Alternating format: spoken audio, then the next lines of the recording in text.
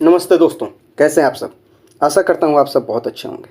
दोस्तों, अगर आप किसी भी प्रतियोगिता परीक्षा की तैयारी कर रहे हैं, यानी अगर आपका उद्देश्य है एक सरकारी नौकरी पाना, तो आपके लिए बहुत ज़रूरी है कि आपका करंट अफेयर पे काफ़ी अच्छा पकड़ हो, क्योंकि करंट अफेयर के सवाल सबसे ज़्यादा उलझाने वाले सवाल होते हैं और आपके सिलेक्शन में बहुत बड़ी भूमिका निभाता है करंट अफेयर।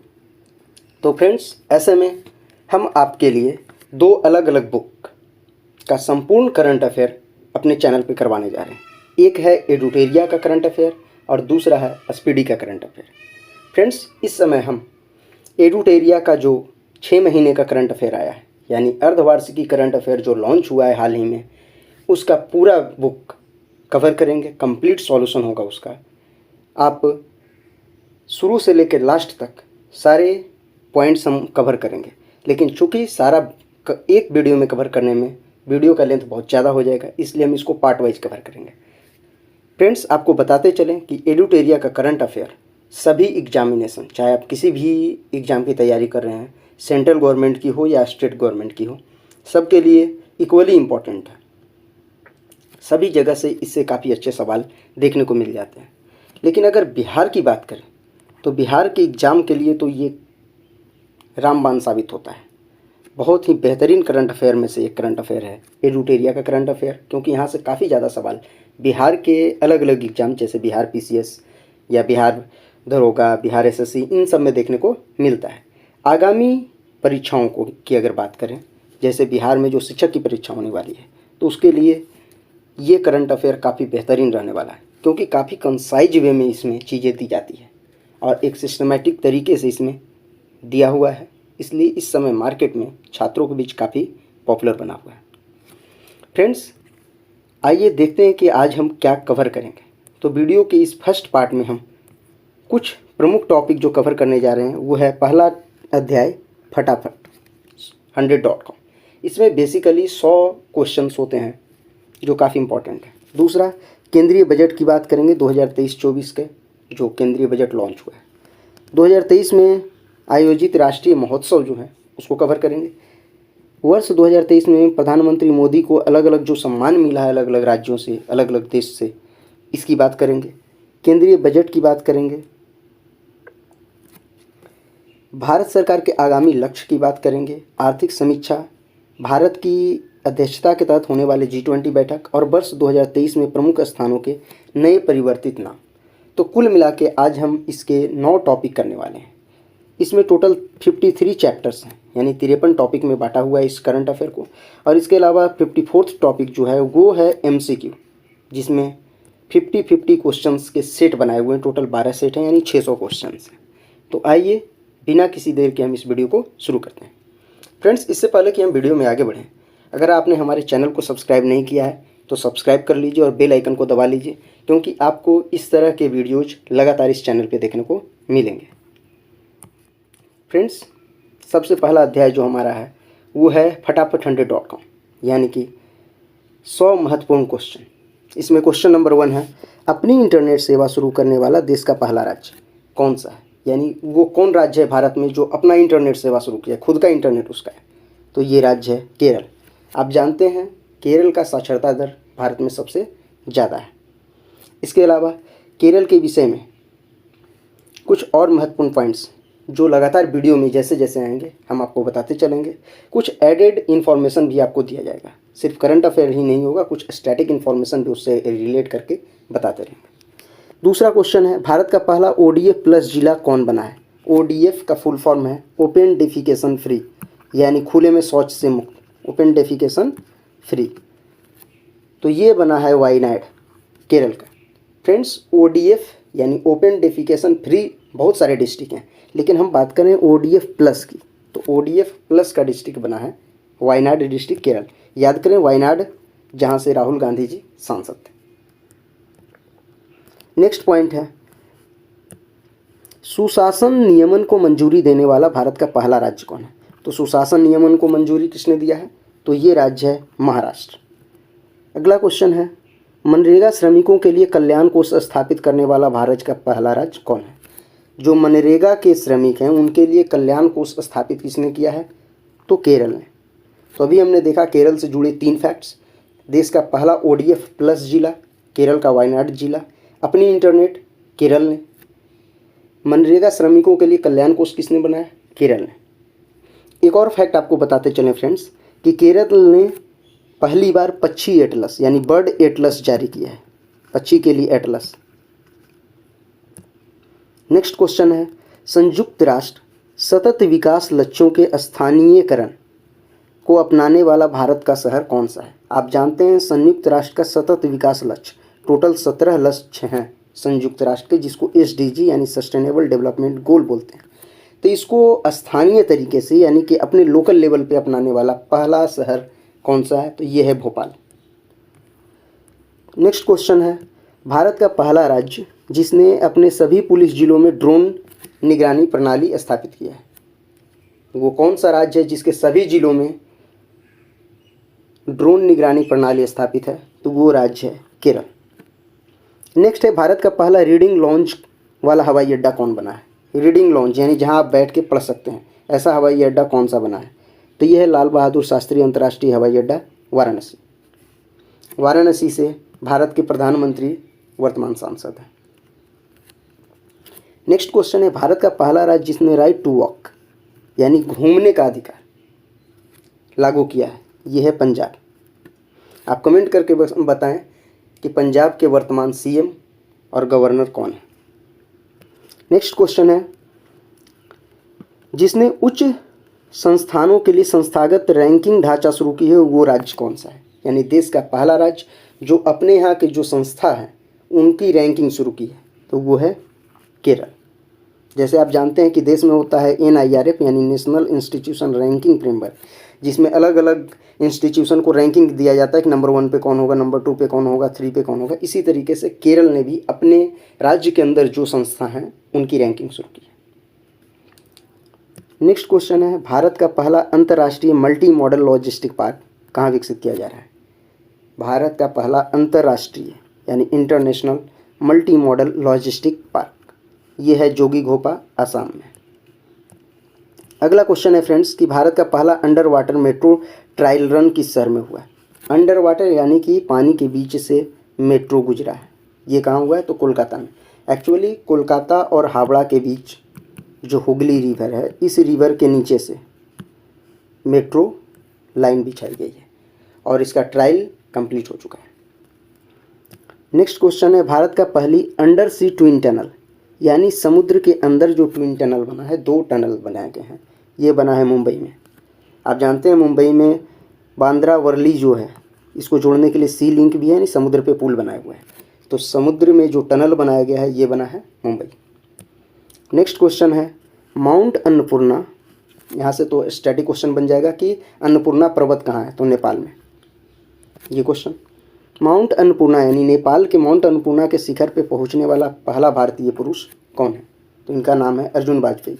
अर्जुन वाजपेयी पहले व्यक्ति हैं जो माउंट अन्नपूर्णा पे चढ़ाई की है।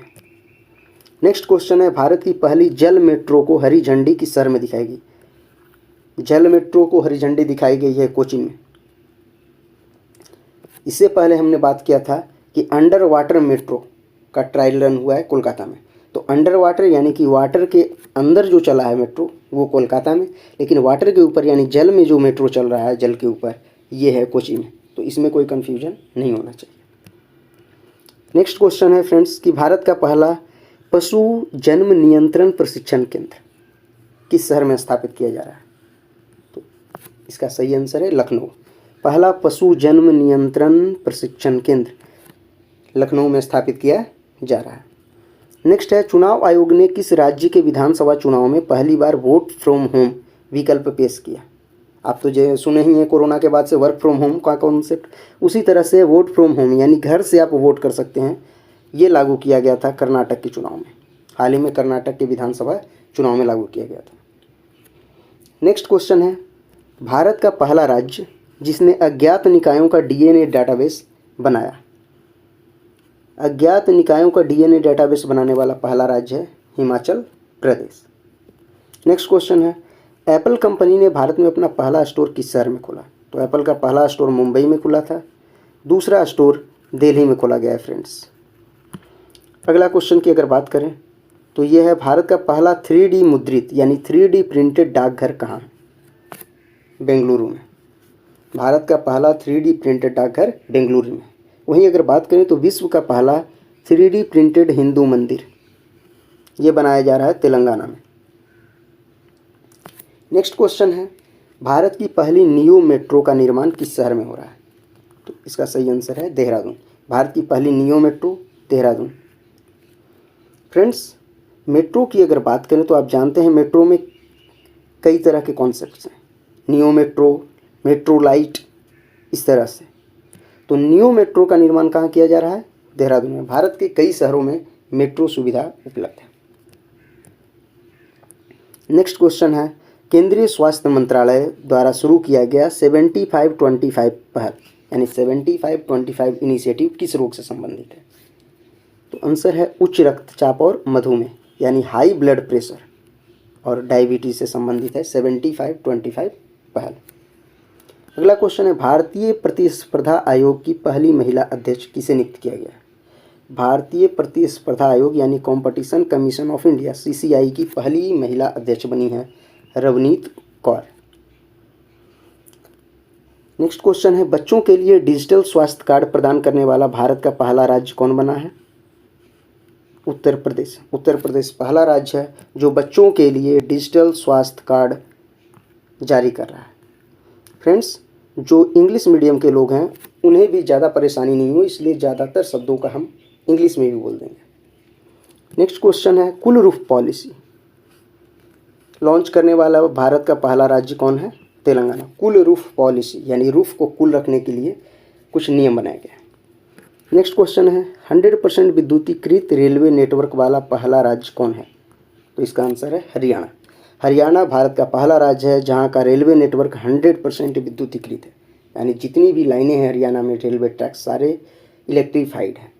फ्रेंड्स, आपको बताते चलें कि भारतीय रेलवे का टारगेट है कि 2023 में 100% इलेक्ट्रीफाई हो जाना है पूरा रेलवे, यानी पूरा रेलवे सिस्टम 100% इलेक्ट्रीफाई कब तक होना है? 2023 में। इसके अलावा रेलवे का टारगेट है कि नेट जीरो बन जाए, यानी कोई एमिशन, कार्बन एमिशन नहीं हो। इसका लक्ष्य रखा है रेलवे ने 2030। तो 2030 तक रेलवे की कोशिश है कि नेट जीरो एमिशन। अगला क्वेश्चन की अगर बात करें फ्रेंड्स, तो यह है, एक अभियुक्त की जमानत याचिका पर निर्णय लेने के लिए चैट GPT तकनीक का उपयोग किस हाईकोर्ट ने किया है? चैट GPT आपने काफ़ी सुना होगा, चर्चा में काफ़ी रहा है। तो इसका यूज किस हाईकोर्ट ने पहली बार किया है? तो आंसर है पंजाब और हरियाणा हाईकोर्ट। जी हाँ फ्रेंड्स, पंजाब और हरियाणा हाईकोर्ट ने पहली बार चैट GPT टेक्नोलॉजी का यूज किया है जमानत याचिका पर निर्णय लेने के लिए। नेक्स्ट क्वेश्चन है, गेटवे ऑफ इंडिया, याद होगा आपको, गेटवे ऑफ इंडिया मुंबई में है, और एलिफेंटा केव। तो गेटवे ऑफ इंडिया से एलिफेंटा गुफाओं तक तैरने वाला पहला व्यक्ति कृष्ण प्रकाश है। अगला क्वेश्चन है, सेंट्रल बैंक डिजिटल करेंसी का उपयोग करने वाला भारत का पहला नगर निगम कौन बन गया है? सेंट्रल बैंक डिजिटल करेंसी, आपने नाम सुना होगा कि भारत में डिजिटल करेंसी लॉन्च होगा। जिसकी घोषणा बजट में की गई थी डिजिटल करेंसी की। तो इसको लॉन्च करने वाला, इसका यूज करने वाला पहला नगर निगम भारत का है पटना नगर निगम। बिहार के एग्जाम के लिए बहुत महत्वपूर्ण क्वेश्चन। नेक्स्ट क्वेश्चन है, सेंट्रल बैंक डिजिटल करेंसी को मेट्रो पार्किंग के लिए स्वीकार करने वाला भारत का पहला मेट्रो कौन बन गया है? अभी हमने देखा कि सेंट्रल बैंक डिजिटल करेंसी को स्वीकार करने वाला कौन सा नगर निगम है पहला? तो पटना नगर निगम। वहीं अगर बात करें कि मेट्रो पार्किंग में स्वीकार करने वाला कौन सा मेट्रो है, तो कोची मेट्रो। अगला क्वेश्चन है, रेशम कीट बीमा योजना शुरू करने वाला भारत का पहला राज्य कौन सा है? आंसर है उत्तराखंड। रेशम कीट बीमा योजना उत्तराखंड ने शुरू किया है। नेक्स्ट क्वेश्चन है फ्रेंड्स कि भारत की पहली व्यवहार प्रयोगशाला किस शहर में स्थापित की जा रही है? तो आंसर है जयपुर शहर में। भारत की पहली व्यवहार प्रयोगशाला जयपुर में स्थापित की जा रही है। अगला क्वेश्चन है, पूर्वी भारत का पहला वर्ल्ड ट्रेड सेंटर कहाँ बनाया जा रहा है? कोलकाता में। पूर्वी भारत का पहला वर्ल्ड ट्रेड सेंटर कोलकाता में बनाया जा रहा है। NABH से मान्यता प्राप्त करने वाला भारत का पहला एम्स कौन बन गया है? भारत का पहला एम्स जिसे NABH से मान्यता मिला है वो है एम्स नागपुर। अखिल भारतीय आयुर्विज्ञान संस्थान नागपुर। अगला क्वेश्चन है, माउंट एवरेस्ट पर चढ़ने वाली तमिलनाडु की पहली महिला। तमिलनाडु की पहली महिला जो माउंट एवरेस्ट पर चढ़ी है उसका नाम है मुथुमीज सेल्वी। नेक्स्ट क्वेश्चन है, भारत का पहला 100% डाई मिथाइल ईथर ईंधन वाला ट्रैक्टर। आप जानते हैं ट्रैक्टर में डीजल यूज किया जाता है, लेकिन यहाँ ट्रैक्टर में ईंधन के रूप में डाई मिथाइल ईथर का यूज किया जाएगा। तो इसे डेवलप किया है IIT कानपुर ने। अगला क्वेश्चन है, global container port performance index 2022। Global container port performance index यानी बंदरगाह से संबंधित जो इंडेक्स रिलीज हुआ है उसमें सबसे कुशल बंदरगाह कौन बना है भारत का? तो इसका नाम है पीपावाव पोर्ट, गुजरात। अगला क्वेश्चन है, एशिया की सबसे बड़ी क्लस्टर विकास योजना कहाँ शुरू की गई है? क्लस्टर विकास योजना सबसे बड़ी ठाणे मुंबई में शुरू की गई है, महाराष्ट्र। नेक्स्ट क्वेश्चन है, भारत की राष्ट्रपति ने किस राज्य में भारत के सबसे बड़े उच्च न्यायालय परिषद का उद्घाटन किया है? तो भारत का सबसे बड़ा उच्च न्यायालय परिषद कहाँ बन रहा है? झारखंड में। उसका उद्घाटन किसने किया? राष्ट्रपति ने। तो दो तरीके से सवाल पूछे जा सकते हैं। एक हो सकता है कि भारत के सबसे बड़े उच्च न्यायालय परिषद का उद्घाटन कहाँ हुआ है? झारखंड में। इसका उद्घाटन किसने किया? तो भारत के राष्ट्रपति ने। नेक्स्ट क्वेश्चन है, इंटरनेट इन इंडिया रिपोर्ट 2022 यानी भारत में इंटरनेट, इस पर एक रिपोर्ट पब्लिश हुआ था। इसके हिसाब से किस राज्य में इंटरनेट की पहुंच सबसे ज़्यादा है? तो इसका सही आंसर है गोवा। अगर यही बात करें कि सबसे कम पहुंच कहाँ है, तो इसका आंसर होगा बिहार में।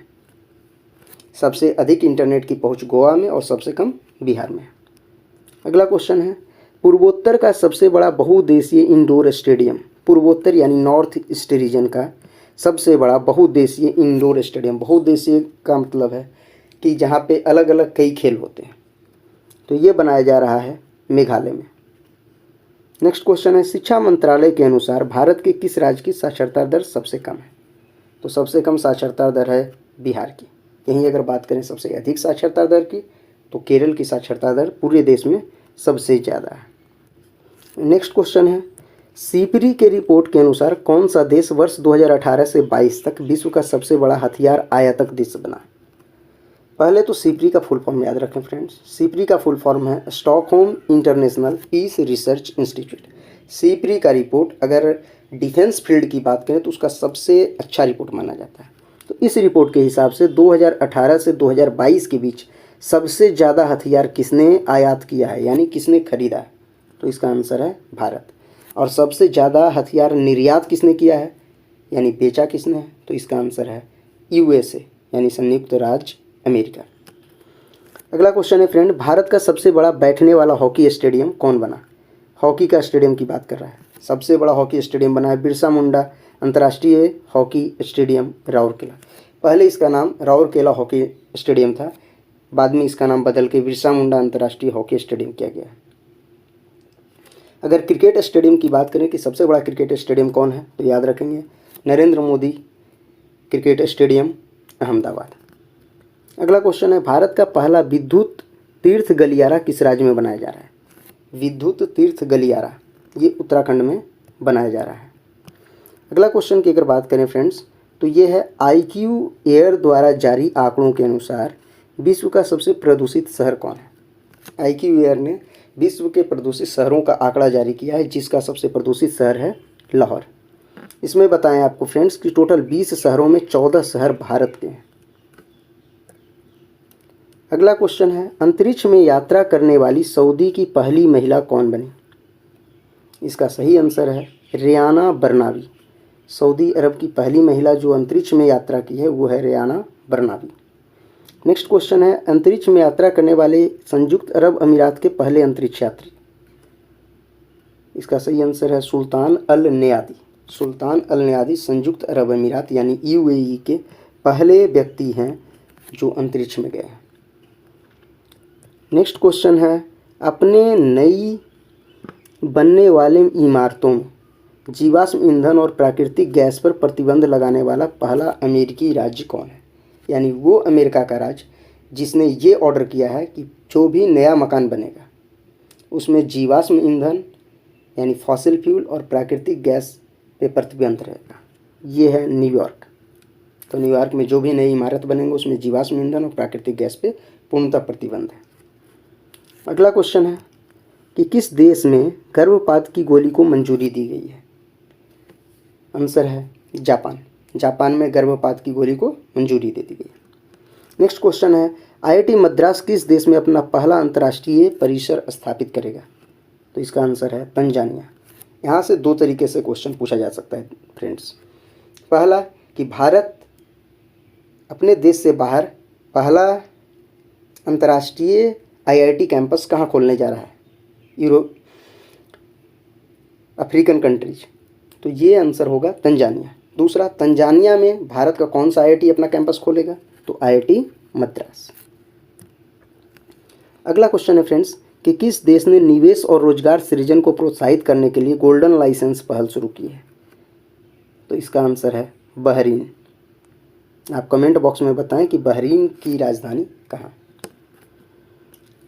अगला क्वेश्चन है फ्रेंड्स विश्व का पहला तरल हाइड्रोजन संचारित फेरी एमएफ हाइड्रा किस देश में चलाया गया? पहला फेरी जिसका नाम है एमएफ हाइड्रा जो लिक्विड हाइड्रोजन से चलता है वो चला गया है नॉर्वे में। अगला क्वेश्चन है ऑक्सफोर्ड मलेरिया वैक्सीन R20 के उपयोग को स्वीकृति देने वाला पहला देश कौन बना है? तो आंसर है घाना। घाना पहला देश है जिसने ऑक्सफोर्ड मलेरिया वैक्सीन जिसका नाम है R20 इसको मंजूरी दिया है। नेक्स्ट क्वेश्चन है दुबई एयरपोर्ट पर दुनिया के पहले रोबोटिक चेक इन सहायक को लॉन्च किया गया जिसका नाम क्या रखा गया है? इसका नाम है सारा। सारा पहला रोबोटिक चेक इन सहायक है जिसको दुबई एयरपोर्ट पे रखा गया है। नेक्स्ट क्वेश्चन है माउंट एवरेस्ट पर सबसे अधिक बार चढ़ाई करने का रिकॉर्ड किसने बनाया? तो आंसर है कामी रीता शेरपा। माउंट एवरेस्ट पर सबसे ज़्यादा बार चढ़ाई किसने किया है? कामी रीता शेरपा, और उन्होंने कुल 27 बार चढ़ाई की है। नेक्स्ट है अल्कोहल उत्पादों पर स्वास्थ्य चेतावनी को अनिवार्य रूप से लागू करने वाला विश्व का पहला देश कौन बना? आंसर है आयरलैंड। आप देखते हैं फ्रेंड्स कि अगर कोई सिगरेट का पैकेट है तो उस पर वार्निंग लिखा हुआ होता है कि इसके पीने से क्या होगा। इसी तरीके से आयरलैंड ने ये क्लियर किया है कि अब आयरलैंड में जो भी शराब बिकेगा तो अल्कोहल पे भी एक वार्निंग लिखा हुआ रहेगा कि अल्कोहल से क्या हो सकता है। नेक्स्ट क्वेश्चन है कि किस देश ने वर्ष 2025 को पर्यटन के लिए विशेष वर्ष के रूप में घोषित किया है? यानी 2025 को पर्यटन का विशेष वर्ष घोषित किया गया है नेपाल के द्वारा। आपको साथ ही बताते चलें फ्रेंड कि 2023 को इंटरनेशनल ईयर ऑफ मिलेट्स यानी मोटे अनाजों का अंतर्राष्ट्रीय वर्ष घोषित किया गया है। ये यूनाइटेड नेशन के द्वारा घोषित किया गया है भारत के पहल पे, यानी भारत के कहने पे ही 2023 को इंटरनेशनल ईयर ऑफ मिलेट्स घोषित किया गया है। तो आपसे ये सवाल भी पूछा जा सकता है करंट अफेयर में कि 2023 को कौन सा वर्ष घोषित किया गया है? तो याद रखेंगे इंटरनेशनल ईयर ऑफ मिलेट्स यानी मोटे अनाजों का अंतर्राष्ट्रीय वर्ष। नेक्स्ट क्वेश्चन है फिनलैंड नाटो सैन्य संगठन में शामिल हो गया। इसके साथ नाटो में सदस्य देशों की कुल संख्या कितनी हो गई? तो नाटो इसका फुल फॉर्म है नॉर्थ अटलांटिक ट्रीटी ऑर्गेनाइजेशन। ध्यान रखेंगे ये एक सैन्य संगठन है, North Atlantic Treaty Organization. North Atlantic में जो देश हैं उनका एक सैन्य संगठन है। इसमें पहले कुल 30 कंट्री थे, फिनलैंड के शामिल होने से कुल 31 कंट्री हो गए। तो यहाँ से दो सवाल पूछा जा सकता है कि नाटो में इस समय टोटल कितने सदस्य हैं? तो 31, और 31वां सदस्य कौन है? तो इसका आंसर होगा फिनलैंड। अगला क्वेश्चन है फ्रेंड्स कि दुनिया का सबसे कम स्वतंत्र देश हाल ही में किसे घोषित किया गया? यानी ऐसा कौन सा देश है जो सबसे कम स्वतंत्र है? तो इसका आंसर है तिब्बत। नेक्स्ट क्वेश्चन है दुनिया का सबसे अमीर शहर किसे घोषित किया गया है? New York city. तो दुनिया का सबसे अमीर शहर है न्यूयॉर्क सिटी। भारत का पहला अंतर्राष्ट्रीय क्रूज जहाज MV इम्प्रेस चेन्नई से किस देश के लिए रवाना किया गया? श्रीलंका के लिए। भारत का पहला अंतर्राष्ट्रीय क्रूज जहाज जिसका नाम है MV इम्प्रेस ये चेन्नई से श्रीलंका के लिए रवाना किया गया है। नेक्स्ट क्वेश्चन है किस देश ने पिछले 7 वर्षों में पहली बार सऊदी अरब में अपना दूतावास पुनः खोला? तो इसका आंसर है ईरान। ईरान का दूतावास सऊदी अरब में कई सालों से बंद चल रहा था जिसे फिर से खोल दिया गया है। अगला क्वेश्चन है फ्रेंड्स कि भारत, फ्रांस और UAE के बीच त्रिपक्षीय समुद्री अभ्यास 2023 का पहला संस्करण कहाँ आयोजित किया गया? तो ये अभ्यास ओमान की खाड़ी में हुआ था। जिसमें भारत, फ्रांस और यूनाइटेड अरब अमीरात यानी संयुक्त अरब अमीरात शामिल थे। नेक्स्ट क्वेश्चन है, किस देश ने विश्व की सबसे शक्तिशाली हाइपरसोनिक पवन सुरंग JF-22 का उद्घाटन किया है? तो आंसर है चीन। चीन ने दुनिया की सबसे शक्तिशाली हाइपरसोनिक पवन सुरंग JF-22 का उद्घाटन किया है। अगला क्वेश्चन है कि ग्लोबल यूनिकॉर्न इंडेक्स के अनुसार किस देश में विश्व के सबसे अधिक यूनिकॉर्न है? तो इसका सही आंसर है अमेरिका। पहले समझें यूनिकॉर्न कहते किसको हैं। ऐसी कंपनियां जिसका वैल्यू $1 बिलियन से ज़्यादा हो उसको यूनिकॉर्न कहा जाता है। यानी $1 बिलियन से ज़्यादा जिसका भी मार्केट वैल्यू है जिस कंपनी का, उसी को यूनिकॉर्न कहा जाता है। तो ग्लोबल यूनिकॉर्न इंडेक्स में टॉप पे रहा है अमेरिका, दूसरे नंबर पे है चाइना और भारत तीसरे नंबर पे है। भारत में यूनिकॉर्न की संख्या लगातार तेज़ी से बढ़ती जा रही है। आप कमेंट करके ये बताएं कि देश का 100वां यूनिकॉर्न कौन है। अगला क्वेश्चन है, संयुक्त राष्ट्र के आंकड़ों के अनुसार दुनिया का सबसे अधिक आबादी वाला देश कौन बन गया है? तो इसका आंसर है हमारा प्यारा भारत। जी हाँ फ्रेंड्स, भारत दुनिया की सबसे अधिक आबादी वाला देश बन गया है।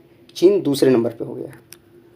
नेक्स्ट क्वेश्चन है, वर्ष 2022-23 में भारत का सबसे बड़ा व्यापारिक भागीदार यानी ट्रेड पार्टनर कौन रहा है? तो इसका आंसर है अमेरिका।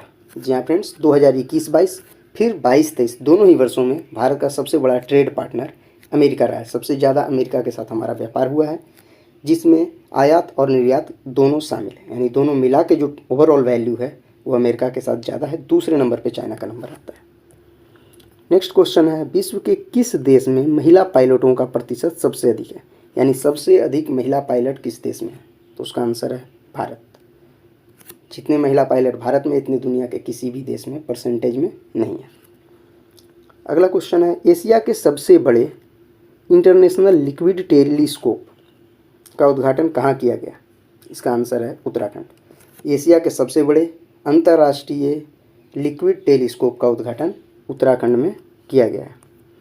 नेक्स्ट क्वेश्चन है फ्रेंड्स, भारत की पहली मोबाइल BSL-3 प्रयोगशाला का नाम क्या है?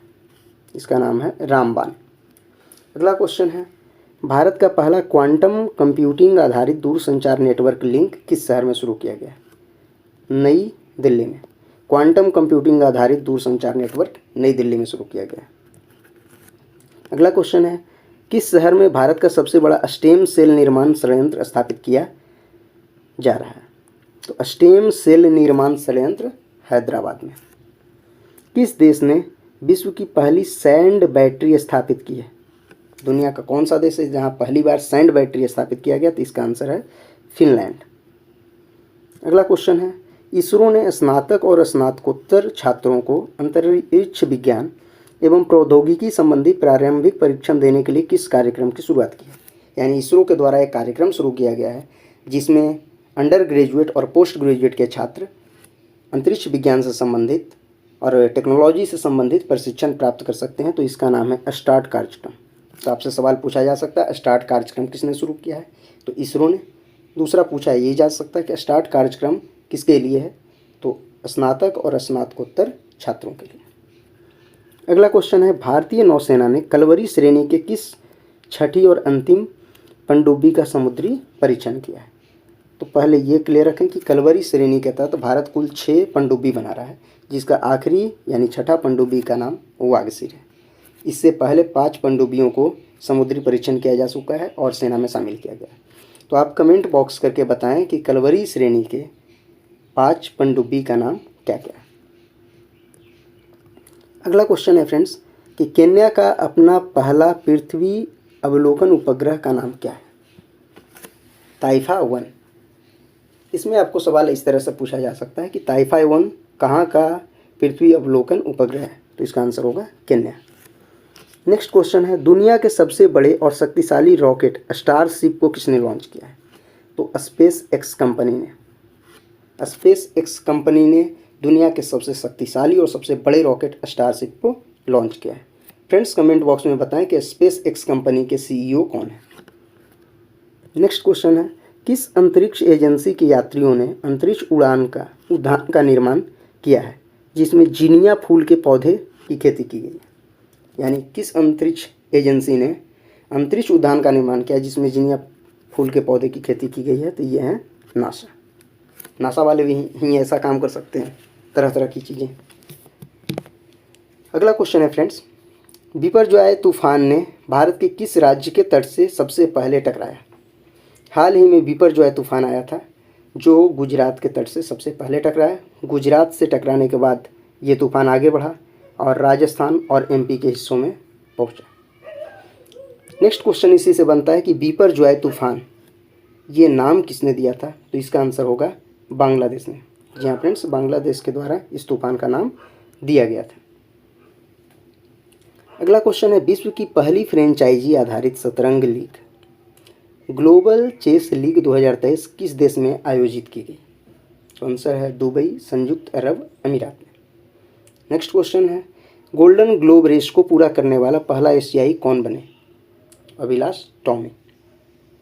नेक्स्ट क्वेश्चन है, पुरुषों के पूर्णकालिक सदस्य T20 मैच की अंपायरिंग करने वाली पहली महिला कौन बनी? यानी पुरुष टीम में के T20 में अंपायरिंग करने वाली पहली महिला कौन बनी है? तो किम कॉटन। किम कॉटन पहली महिला है जो पुरुष T20 में अंपायरिंग की है। नेक्स्ट क्वेश्चन, IPL के इतिहास में 7,000 रन बनाने वाला बल्लेबाज पहला कौन है? विराट कोहली। विराट कोहली IPL के पहले बल्लेबाज हैं जिन्होंने 7,000 रन बनाया है IPL के इतिहास में। अगला क्वेश्चन है, IPL के इतिहास में सबसे ज़्यादा विकेट किसने लिया है? तो युजवेंद्र चहल। 7,000 से ज़्यादा रन बनाने वाले पहले बल्लेबाज विराट कोहली, सबसे ज़्यादा विकेट लेने वाले युजवेंद्र चहल। अगला क्वेश्चन है, IPL के इतिहास में सबसे कम गेंद में अर्धशतक किसने लगाया है? तो यशस्वी जायसवाल ने। कुल 13 गेंदों में इन्होंने अर्धशतक लगाया था। नेक्स्ट क्वेश्चन है, एक दिवसीय अंतर्राष्ट्रीय प्रारूप में सबसे तेज 5,000 रन बनाने वाले खिलाड़ी कौन है? तो आंसर है बाबर आजम। बाबर आजम इंटरनेशनल ODI में सबसे तेज 5,000 रन बनाने का रिकॉर्ड बनाया। सभी ICC खिताब जीतने वाली विश्व की पहली टीम कौन है?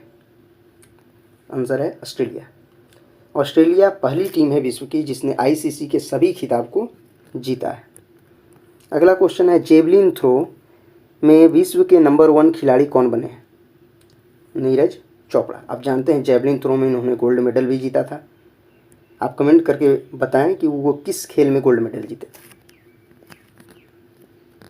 अगला क्वेश्चन है, BCCI ने भारतीय क्रिकेट टीम का नया किट स्पॉन्सर किसे चुना है? तो आंसर है एडिडास। BCCI ने एडिडास को भारतीय क्रिकेट टीम का नया स्पॉन्सर चुना है। फ्रेंड्स, नेक्स्ट क्वेश्चन है, भारत का पहला सौर शहर कौन बना?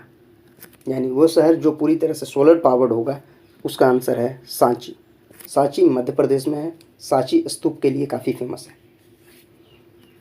अगला क्वेश्चन है, किस राज्य में पहली मैनग्रोव पिट्ठा पक्षी जनगणना की गई है? मैनग्रोव पिट्ठा पक्षी जनगणना तो ये उड़ीसा में की गई है।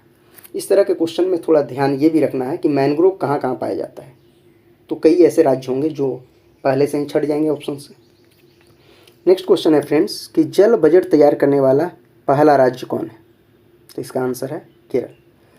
तो फ्रेंड्स, हमने ऊपर में ही देखा, शुरू में वीडियो के शुरुआत में देखा कि केरल में कई नई नई चीज़ें हुई, जैसे ODF प्लस पहला जिला बना है केरल का वायनाड। केरल में पक्षी एटलस भी जारी किया गया। केरल का खुद का इंटरनेट भी है। सबसे ज़्यादा साक्षरता दर भी केरल में है। अगला क्वेश्चन की अगर बात करें फ्रेंड्स, तो ये है, भारत का पहला सौर ऊर्जा संचालित पर्यटक नाव किस राज्य में शुरू किया गया? तो ये भी केरल में।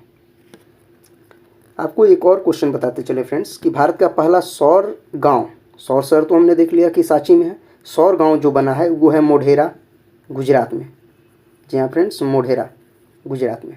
ये भारत का पहला सौर गांव है। अगला क्वेश्चन है फ्रेंड्स, कि विश्व का पहला जटायु संरक्षण और प्रजनन केंद्र किस राज्य में विकसित किया जा रहा है? तो इसका आंसर है उत्तर प्रदेश। अगला क्वेश्चन है, भारत का पहला कार्बन न्यूट्रल गांव, यह है भिवंडी, महाराष्ट्र में।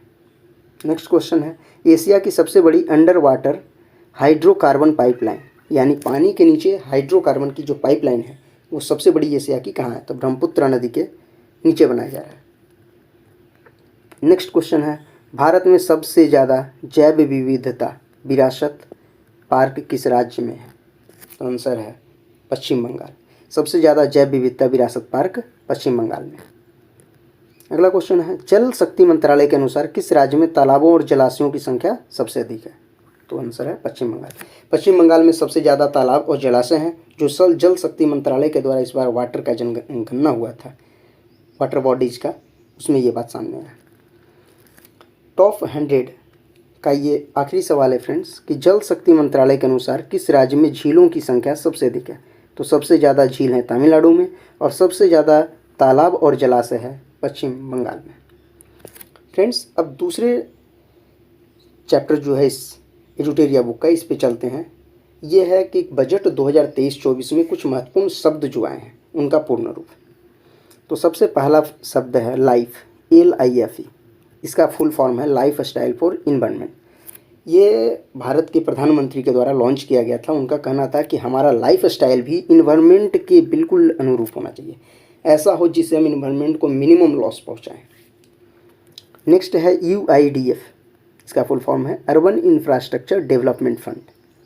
नेक्स्ट है गोवर्धन, जिसका फुल फॉर्म है galvanising organic bio agro resources धन। तो G stands for galvanising, O for organic, B for bio, A for agro और R फॉर रिसोर्सेस और धन, गोवर्धन।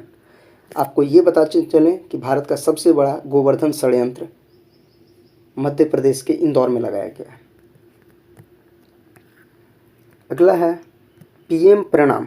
इसका फुल फॉर्म है PM programme for restoration awareness nourishment and amelioration of mother earth. यानी पृथ्वी के सुधार, रीस्टोरेशन, अवेयरनेस, इन सब से रिलेटेड फुल फॉर्म है PM प्रणाम। तो आपको इसका फुल फॉर्म भी पूछा जा सकता है। दूसरा पूछा जा सकता है कि PM प्रणाम किससे संबंधित है। अगला है PM विकास। इसका फुल फॉर्म है PM विश्वकर्मा कौशल सम्मान। विकास यानी विश्वकर्मा कौशल सम्मान। ये है बिहार में जो कामगार हैं उनकी कुशलता के लिए, कि उन्हें कैसे कुशल बनाया जाए और ज़्यादा स्किलफुल बनाया जाए। अगला है मिस्टी। ये काफ़ी ज़्यादा न्यूज़ में रहा है। इसका फुल फॉर्म है mangrove initiative for shoreline habitats and tangible income. Mangrove initiative for shoreline habitat and tangible incomes. ये मैनग्रोव से रिलेटेड है। जो लोग कोस्टल रीजन में रहते हैं और मैनग्रोव है तो वहाँ पे उन्हें प्रोत्साहित किया जा रहा है कि आप ज़्यादा से ज़्यादा मैनग्रोव लगा के भी इससे इनकम जनरेट कर सकते हैं।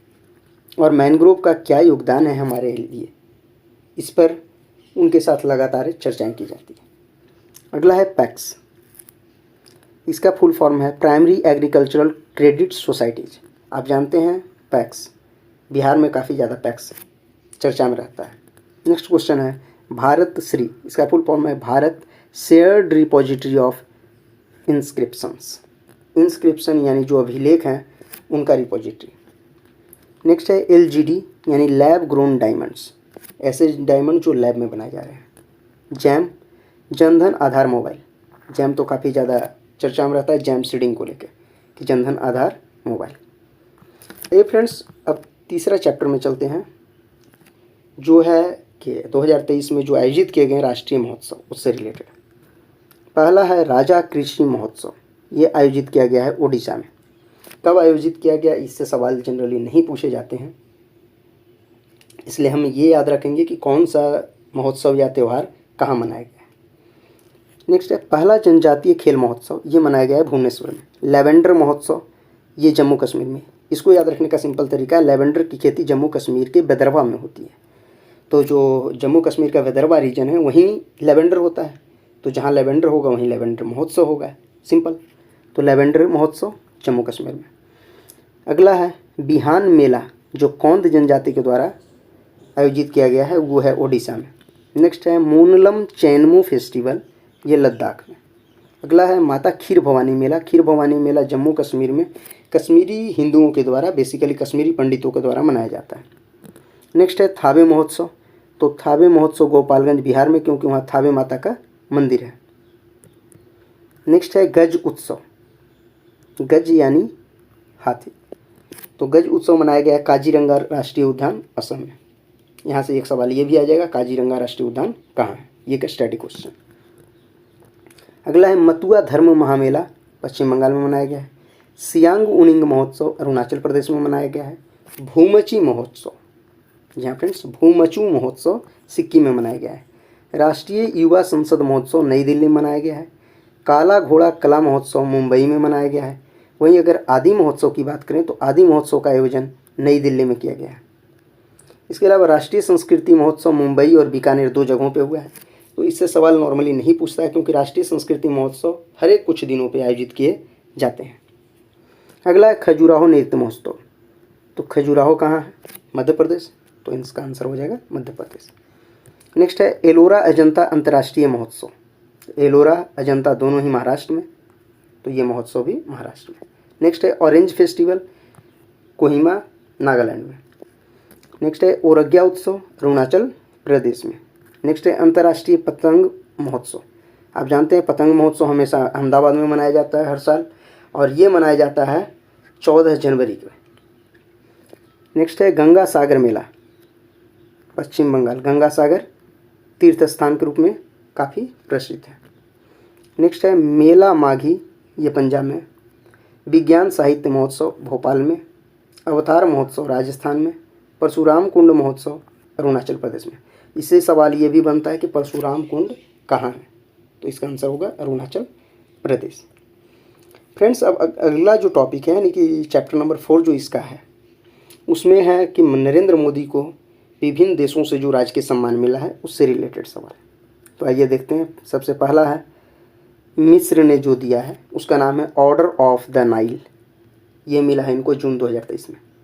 तो कब मिला ये नॉर्मली नहीं पूछा जाएगा, पूछा जाएगा order of the Nile Modi ji को दिया गया है, वो किस देश के द्वारा दिया गया है?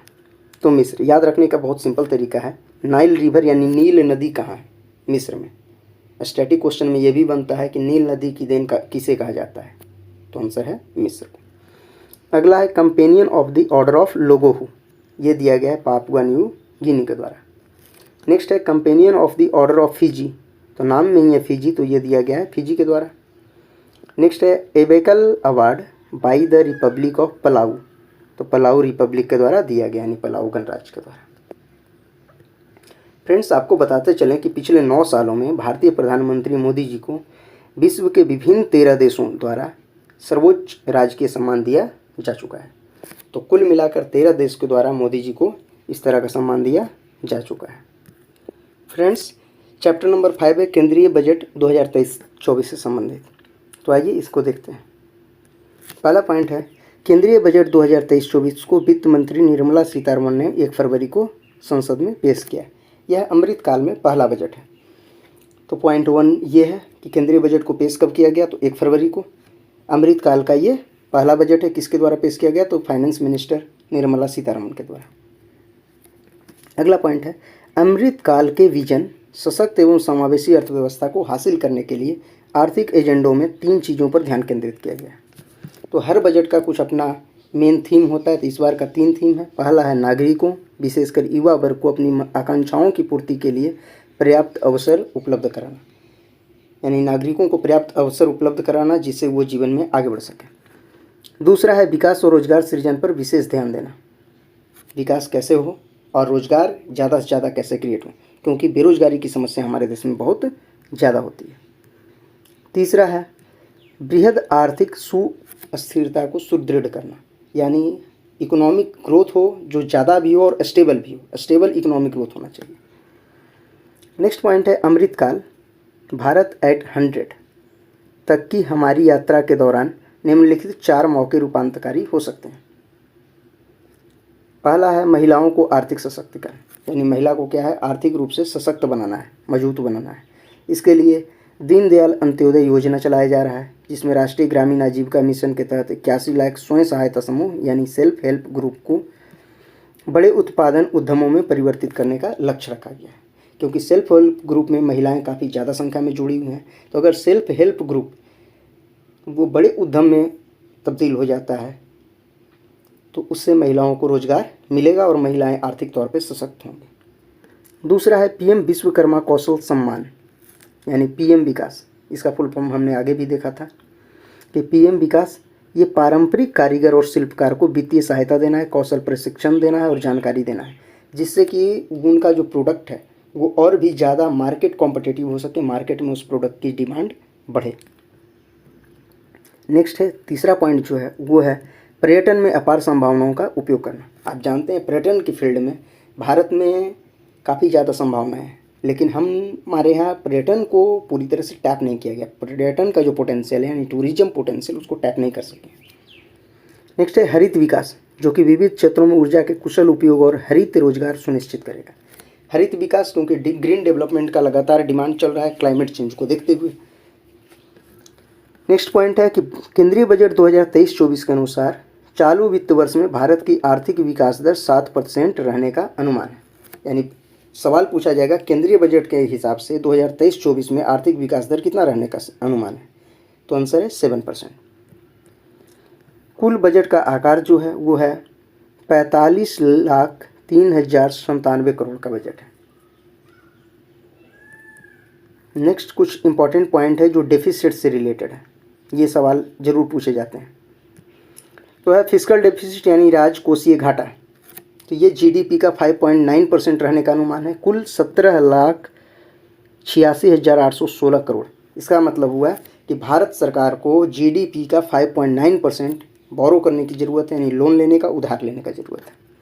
अगला है राजस्व घाटा यानी रेवेन्यू डेफिसिट, जो केवल रेवेन्यू इनकम और रेवेन्यू एक्सपेंडिचर यानी राजस्व आय और राजस्व व्यय के आधार पे, तो ये जीडीपी का 2.9% है। यानी जीडीपी का 2.9% उधारी जो है हम केवल लेंगे राजस्व घाटे को पूरा करने के लिए। अगला है प्रभावी राजस्व घाटा यानी इफेक्टिव रेवेन्यू डेफिसिट, ये है जीडीपी का 1.7%। नेक्स्ट है प्राथमिक घाटा यानी प्राइमरी डेफिसिट, तो ये है जीडीपी का 2.3%। तो फ्रेंड्स ये चारों याद रखना है, फिस्कल डेफिसिट 5.9% और रेवेन्यू डेफिसिट यानी राजस्व घाटा 2.9%, प्रभावी राजस्व घाटा इफेक्टिव रेवेन्यू डेफिसिट है 1.7% और प्राथमिक घाटा यानी प्राइमरी डेफिसिट है जीडीपी का 2.3%। नेक्स्ट पॉइंट है कि सरकार ने वर्ष 2025-26 तक राजकोषीय घाटे को जीडीपी का 4.5% करने का लक्ष्य रखा है। ये सवाल पूछा जा सकता है कि राजकोषीय घाटा को 2025-26 तक कितना करने का लक्ष्य है, तो 4.5%। दूसरे तरीके से सवाल पूछा जा सकता है कि राजकोषीय घाटा को जीडीपी का 4.5% करने का लक्ष्य रखा गया किस साल तक, तो 2025-26 तक।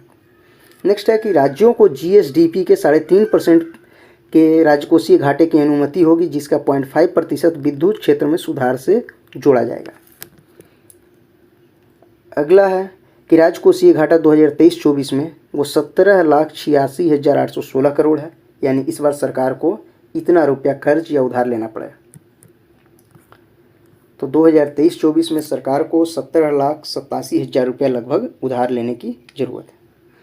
अब फ्रेंड्स सवाल उठता है कि बजट के लिए जो बजट बना है उसके लिए पैसे आते कहाँ से और जाते कहाँ हैं। तो इसके जो कुछ इंपॉर्टेंट पॉइंट्स जो है वो ध्यान में रखना है कि पैसे सबसे ज़्यादा जो हमारे यहाँ आता है वो है बोरोइंग, उधार और अन्य देयता है, यानी बोरोइंग एंड ग्रांट्स से सबसे ज़्यादा पैसा हमारे यहाँ बजट में आ रहा है। उधार से हम अलग अलग जगहों से लोन जो लेते हैं वो सबसे ज़्यादा, इसका शेयर है 34%। उसके बाद जीएसटी यानी गुड्स एंड सर्विसेज टैक्स, माल और सेवा कर 17%, फिर कॉरपोरेशन टैक्स यानी निगम कर से 15%, इनकम टैक्स आयकर से 15%, केंद्रीय उत्पाद शुल्क 7%, सीमा शुल्क 4%। तो सबसे ज़्यादा पैसा हमारे यहाँ आता है उधारी से, उधारी खाने का तो आदत है ही। दूसरा आता है जीएसटी से, तीसरा आता है कॉरपोरेशन टैक्स, चौथा इनकम टैक्स से, उसके बाद यूनियन एक्साइज ड्यूटी से और फिर कस्टम ड्यूटी से। अब एक इतना पैसा तो आ गया, पैसा जाएगा कहाँ? तो सबसे ज़्यादा पैसा भाई उधारी लिए थे, तो उधारी कोई फ्री में तो देगा नहीं, उधारी के लिए तो पैसा मांगवे करेगा, इंटरेस्ट लेगा। तो सबसे ज़्यादा उधारी लिए थे तो सबसे ज़्यादा पैसा ब्याज अदायगी में। इस तरह से बिल्कुल क्लियर रखें, याद रखना आसान कि सबसे ज़्यादा उधारी में लिए तो सबसे ज़्यादा पैसा भी दिए उधारी को चुकाने में। यानी इंटरेस्ट पेमेंट यानी ब्याज अदायगी में सबसे ज़्यादा 20% खर्च करते हैं। दूसरा सबसे ज़्यादा पैसा आने का एक और सोर्स था जीएसटी। अब जीएसटी मिलेगा तो आप जानते हैं जीएसटी में 3 कंपोनेंट है, सीजीएसटी, एसजीएसटी और आईजीएसटी, यानी सेंटर का जीएसटी, स्टेट का और इंटीग्रेटेड जीएसटी। अब जीएसटी मिल गया तो ऐसा तो है नहीं कि सेंटर सारा पैसा रख लेगा भाई, वो तो स्टेट को भी देना पड़ेगा। तो दूसरा जो सबसे ज़्यादा पैसा जाएगा वो कहाँ चल जाएगा? करों और शुल्क में राज्यों का हिस्सा, यानी जो कर यानी जो टैक्स आया है और जो सेस ये सब लगते हैं, उसके अलावा जो फ़ी लगते हैं, सेस लगते हैं, उन सब को राज्यों के बीच बांटना है फाइनेंस कमीशन के द्वारा, तो वो 18% चला गया। तीसरा, अब केंद्र सरकार दो तरह की योजनाएं चला रही है, एक है सेंटर सेक्टर स्कीम और दूसरा है centrally sponsored scheme. Centre sector scheme का मतलब है कि केंद्र सरकार पूरा पैसा वहन करेगी, तो इसी को बोलते हैं केंद्रीय क्षेत्र की योजनाएं, इसमें 17% पैसा चला गया। नेक्स्ट है वित्त आयोग और अन्य अंतरण। वित्त आयोग के माध्यम से अलग अलग राज्यों को जिसको जिसकी ज़रूरत होती है उसके हिसाब से कुछ ग्रांट्स दिए जाते हैं, उसमें 9%।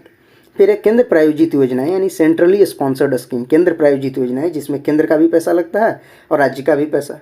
मान लीजिए कि 60% पैसा केंद्र ने दिया, 40% राज्य से लिया, ये अलग अलग रेशियो में होता है अलग मतों पे। अगला है रक्षा पे 8%, क्योंकि भाई रक्षा पे खर्च करना तो मैंडेटरी है। तो पैसा कहाँ से आ रहा था, कहाँ जा रहा था, ये बिल्कुल याद रखना चाहिए। यहाँ से सवाल अधिकांशतः पूछे जाते हैं, बजट से सबसे ज़्यादा सवाल इन पॉइंट से पूछे जाते हैं। तो याद रखना है सबसे ज़्यादा पैसा कहाँ जा रहा है, तो इंटरेस्ट पेमेंट में, यानी उधारी लिए थे उधारी चुकाने में। दूसरा, करों और राज्यों में, करों और शुल्क में राज्यों के हिस्सा में, यानी जो टैक्स आया उस टैक्स को राज्यों को बांटने में चला गया। तीसरा, सेंट्रल सेक्टर स्कीम, जो केंद्र सरकार तरह तरह की योजनाएं चला रही है उसमें पैसा दे रही है। चौथा, वित्त आयोग के द्वारा जो अंतरण किया जा रहा है, पैसों का बंटवारा हो रहा है उसमें। अगला है केंद्र प्रायोजित योजनाएं यानी सेंट्रली स्पॉन्सर्ड स्कीम में जा रहा है। और लास्ट है रक्षा यानी डिफेंस के फील्ड में। अब नेक्स्ट पॉइंट है कि बजट 2023-24 में कुछ प्राथमिकताएं हैं। तो कुल 7 प्राथमिकताएं हैं जिसको सप्तर्षि का नाम दिया गया है, यानी ये कहा गया है कि ये 7 प्राथमिकताएं सप्तर्षि की भांति हैं और हमारा ये क्या करेंगे, मार्गदर्शन करेंगे अमृतकाल में। आपको याद दिला दे कि भारत इस समय अमृतकाल से चल रहा है। पहला जो प्राथमिकता है इन 7 प्राथमिकताओं में वो है समावेशी विकास, यानी सबका विकास। मोदी जी कहवे करते हैं सबका साथ सबका विकास, तो समावेशी विकास, इंग्लिश में बोले तो इंक्लूसिव डेवलपमेंट। दूसरा है अंतिम व्यक्ति तक पहुंच।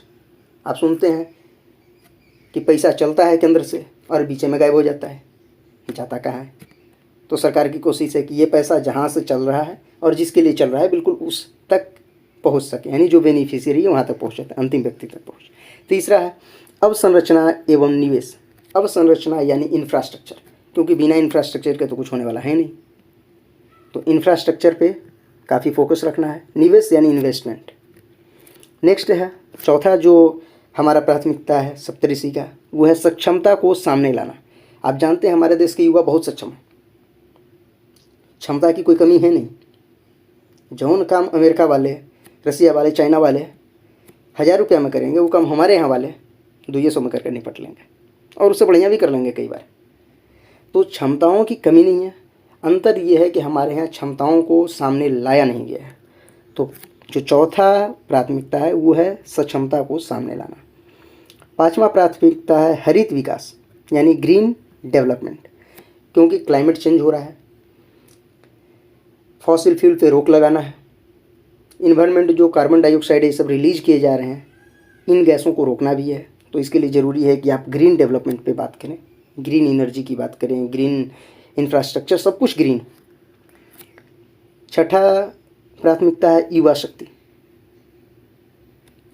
देश में युवाओं का परसेंटेज सबसे ज़्यादा है। आप जानते हैं दुनिया में सबसे ज़्यादा युवा आबादी या वर्किंग पॉपुलेशन बोलें तो वो भारत में है। तो ज़रूरी है कि भारत में जो ये बड़ी जनसंख्या है इसको किस तरह से एसेट के रूप में यूज किया जाए, किस तरह से इसे एसेट बनाया जाए देश का। सातवां प्राथमिकता है वित्तीय क्षेत्र। तो हमने इस तरह से देखा कुल 7 प्राथमिकताएं हैं। पहला समावेशी विकास, अंतिम व्यक्ति तक पहुंच, अवसंरचना एवं निवेश, सक्षमता को सामने लाना, हरित विकास, युवा शक्ति और वित्तीय क्षेत्र। तो कुल 7 प्राथमिकताएं। सवाल पूछे जा सकते हैं कि कितने प्राथमिकताओं पे 2023-24 का बजट बेस्ड है, तो 7 प्राथमिकताएं। आइए एक एक करके सारे प्राथमिकताओं को देखते हैं। प्राथमिकता है 1 है समावेशी विकास यानी सबका विकास। तो इसमें पहला है कृषि एवं सहकारिता क्षेत्र।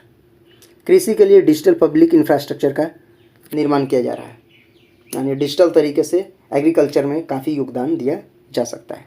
जैसे आप देखते हैं कि कृषि के फील्ड में अगर खाद का वितरण करना है यानी फर्टिलाइज़र बांटने हैं तो इसमें डिजिटल कैसे यूज किया जा सकता है, किस तरह से हम आज के टेक्नोलॉजी का यूज कर सकते हैं जिससे कि किसानों को यानी जो बेनिफिशियरी उनको सही समय पर सही रेट में मिल सके बिना किसी बिचौलिए के। तो इसके लिए डिजिटल पब्लिक इंफ्रास्ट्रक्चर का निर्माण किया जाएगा।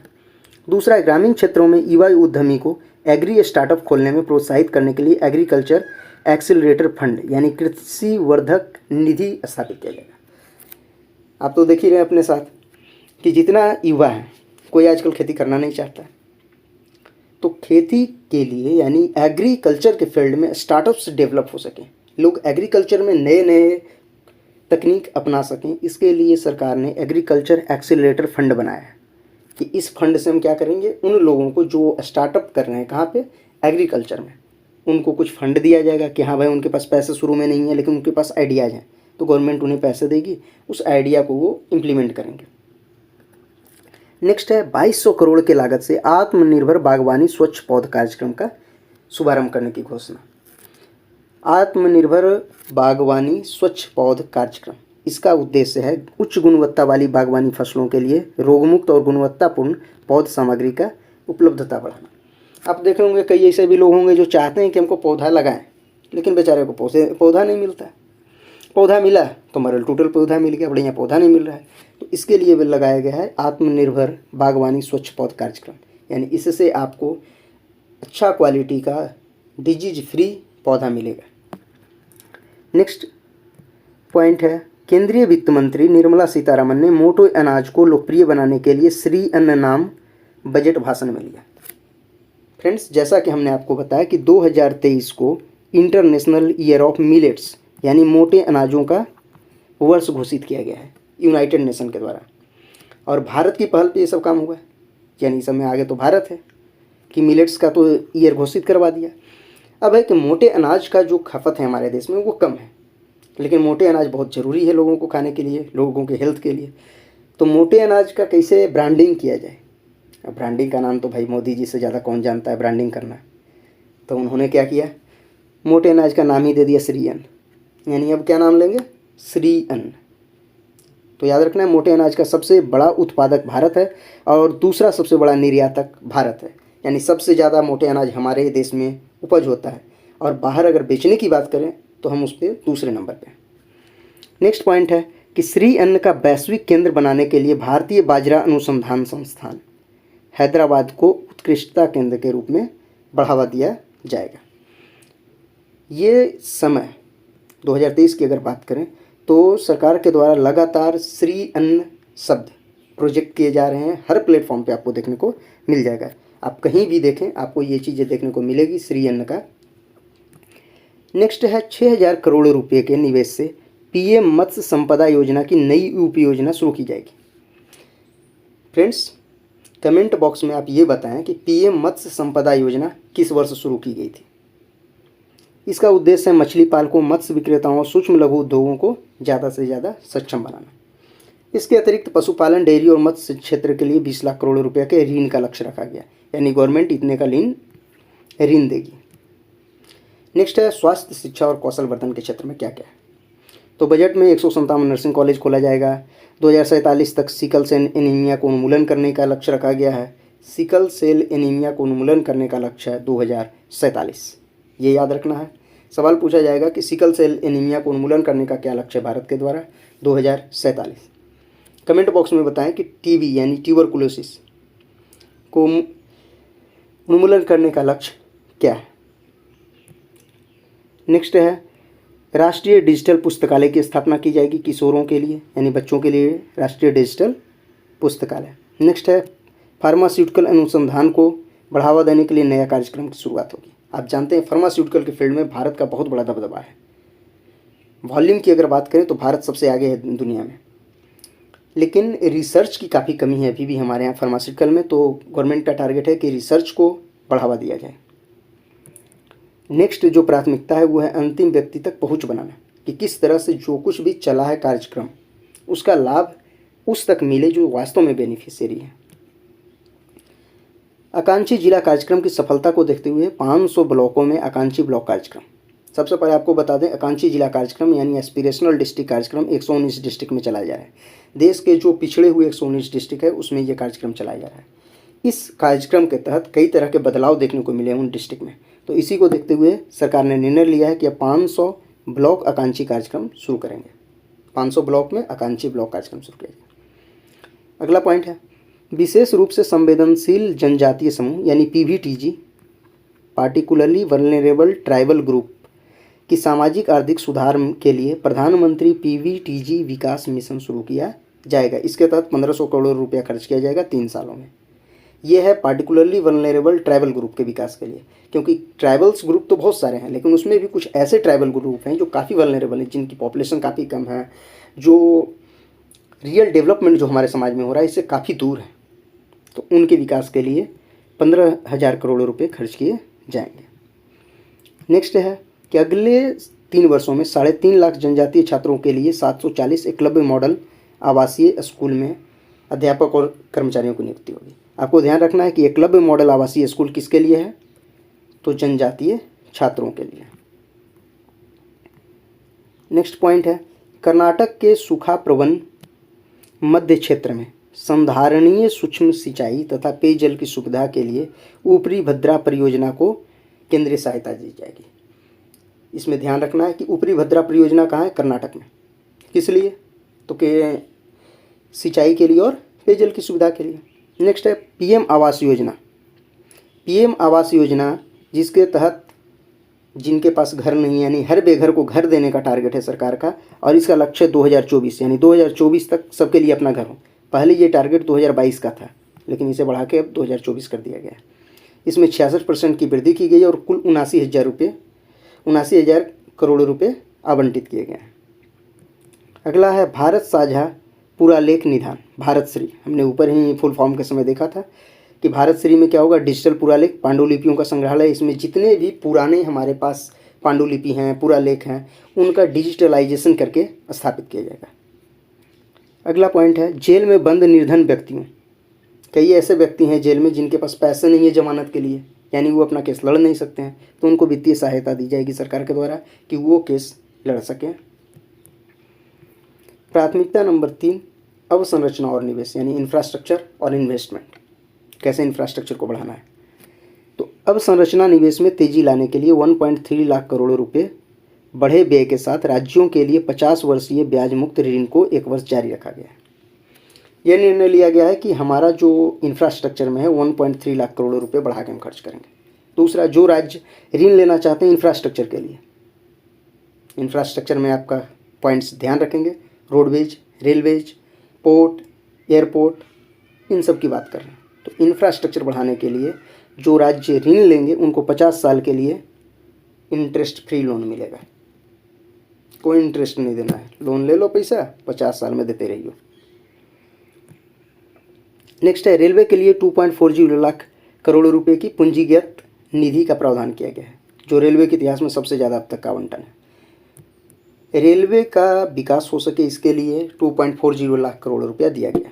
इसके अलावा 50 अतिरिक्त हवाई अड्डे बनाए जाएंगे।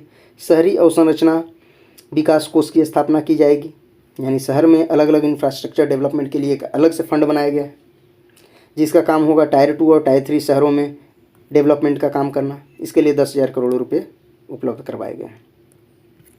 नेक्स्ट है सक्षमता को सामने लाना, यानी हमारे अंदर पोटेंशियल तो है लेकिन उसको प्रदर्शित नहीं कर पा रहे हैं भारत के युवा। इसके लिए है एकीकृत ऑनलाइन प्रशिक्षण के लिए आईगॉट कर्मयोगी नामक प्लेटफॉर्म शुरू किया गया है। ये शुरू किया गया सरकारी कर्मियों के लिए। जो गवर्नमेंट सेक्टर में काम कर रहे हैं उनमें क्या होता है कि लगातार उनको ट्रेनिंग नहीं मिल पाता, तो इसके लिए एक ऑनलाइन प्लेटफॉर्म शुरू किया गया है आईगॉट कर्मयोगी। इससे उन्हें लगातार ऑनलाइन ट्रेनिंग दिया जा सकता है। हर कुछ दिनों पे लोगों को ट्रेनिंग की आवश्यकता होती है, जिससे वो और भी अधिक सक्षमता से काम कर सकें। नेक्स्ट है, देश के शीर्ष शैक्षिक संस्थानों में कृत्रिम बुद्धिमत्ता यानी आर्टिफिशियल इंटेलिजेंस के लिए 3 उत्कृष्टता केंद्र स्थापित किए जाएंगे। तो 3 आर्टिफिशियल इंटेलिजेंस का सेंटर ऑफ एक्सीलेंस बनेगा। नेक्स्ट पॉइंट है, स्टार्टअप और शिक्षाविदों द्वारा नवाचार और अनुसंधान शुरू करने के लिए राष्ट्रीय डाटा शासन नीति लाई जाएगी। नेक्स्ट पॉइंट है, ई न्यायालय परियोजना का चरण 3 शुरू किया जाएगा। ई न्यायालय यानी कि ई गवर्नेंस आप लगातार सुन रहे हैं। अलग अलग फील्ड में सरकार का कोशिश है कि ज़्यादा से ज़्यादा डिजिटल किया जा सके, तो इसी में है ई न्यायालय परियोजना। नेक्स्ट है एमएसएमई के संविदा निष्पादन को सरल बनाने के लिए विवाद से विश्वास 1 लाया जाएगा। विवाद से विश्वास स्कीम लाया जाएगा एमएसएमई के लिए। नेक्स्ट है सरकार और सरकारी उपक्रमों के संविदागत विवादों के निपटारा के लिए विवाद से विवाद 2 लाया जाएगा। विवाद से विश्वास 2 सॉरी। तो पहला था विवाद से विश्वास 1 लाया जाएगा एमएसएमई के लिए और विवाद से विश्वास 2 लाया जाएगा सरकार और सरकारी उपक्रमों के लिए। इसी के तहत एमएसएमई बड़े व्यवसायों और चैरिटेबल ट्रस्ट के लिए निकाय डिजी लॉकर स्थापित किया जाएगा। इसके अलावा वन स्टॉप सॉल्यूशन की स्थापना की जाएगी जिसमें डिजी लॉकर और आधार को जोड़ा जाएगा, जिससे कोई भी आदमी अपना आधार, पता, पहचान सब कुछ एक जगह अपडेट करवा सकता है। नेक्स्ट है 5G पर आधारित एप्लीकेशन विकसित करने के लिए 100 लैब स्थापित किए जाएंगे, यानी 5G को काफ़ी प्राथमिकता दिया गया है। नेक्स्ट पॉइंट है जन विश्वास विधेयक किया गया। 42 केंद्रीय अधिनियमों में संशोधन करके जन विश्वास विधेयक पेश किया गया है। तो अलग अलग जो लॉज थे गवर्नमेंट के उसको इस समय कंपाइल किया जा रहा है कि बहुत सारे जो रिडंडेंट लॉ हैं उसको हटाने की कोशिश है। नेक्स्ट प्राथमिकता है हरित विकास। हरित विकास किस लिए? तो पर्यावरण के प्रति सजग, पर्यावरण के प्रति सजग जीवन शैली के लिए आंदोलन को गति देने के लिए लाइफ शुरू किया गया है, LIFE, life style for environment. ये शुरू किया गया है मोदी जी के द्वारा और बजट भाषण में इसकी चर्चा की गई है। नेक्स्ट है राष्ट्रीय हरित हाइड्रोजन मिशन की शुरुआत हुई है। नेशनल ग्रीन हाइड्रोजन मिशन, इसकी शुरुआत हुई है 19,700 करोड़ रुपये में। इससे टारगेट है कि हर साल 2030 तक लगातार 5 मिलियन मीट्रिक टन का ग्रीन हाइड्रोजन उत्पादन किया जाए। आप जानते हैं ग्रीन हाइड्रोजन से आजकल काफ़ी चीज़ें ऑपरेट होने लगी है। ग्रीन हाइड्रोजन से ट्रेन किस देश में चलाया गया पहली बार? इसका आंसर आप कमेंट बॉक्स में दें। नेक्स्ट है लद्दाख से 13 गीगावाट नवीकरणीय ऊर्जा के निष्क्रमण और ग्रिड एकीकरण के लिए अंतर्राज्यीय पारेषण प्रणाली की जाएगी। लद्दाख में नवीकरणीय ऊर्जा के लिए 20,700 करोड़ रुपए दिए गए। पर्यावरण संरक्षण के तहत हरित ऋण क्रेडिट कार्यक्रम अधिसूचित किया जाएगा, यानी हरित ऋण क्रेडिट कार्यक्रम शुरू किया जा रहा है। नेक्स्ट है PM प्रणाम।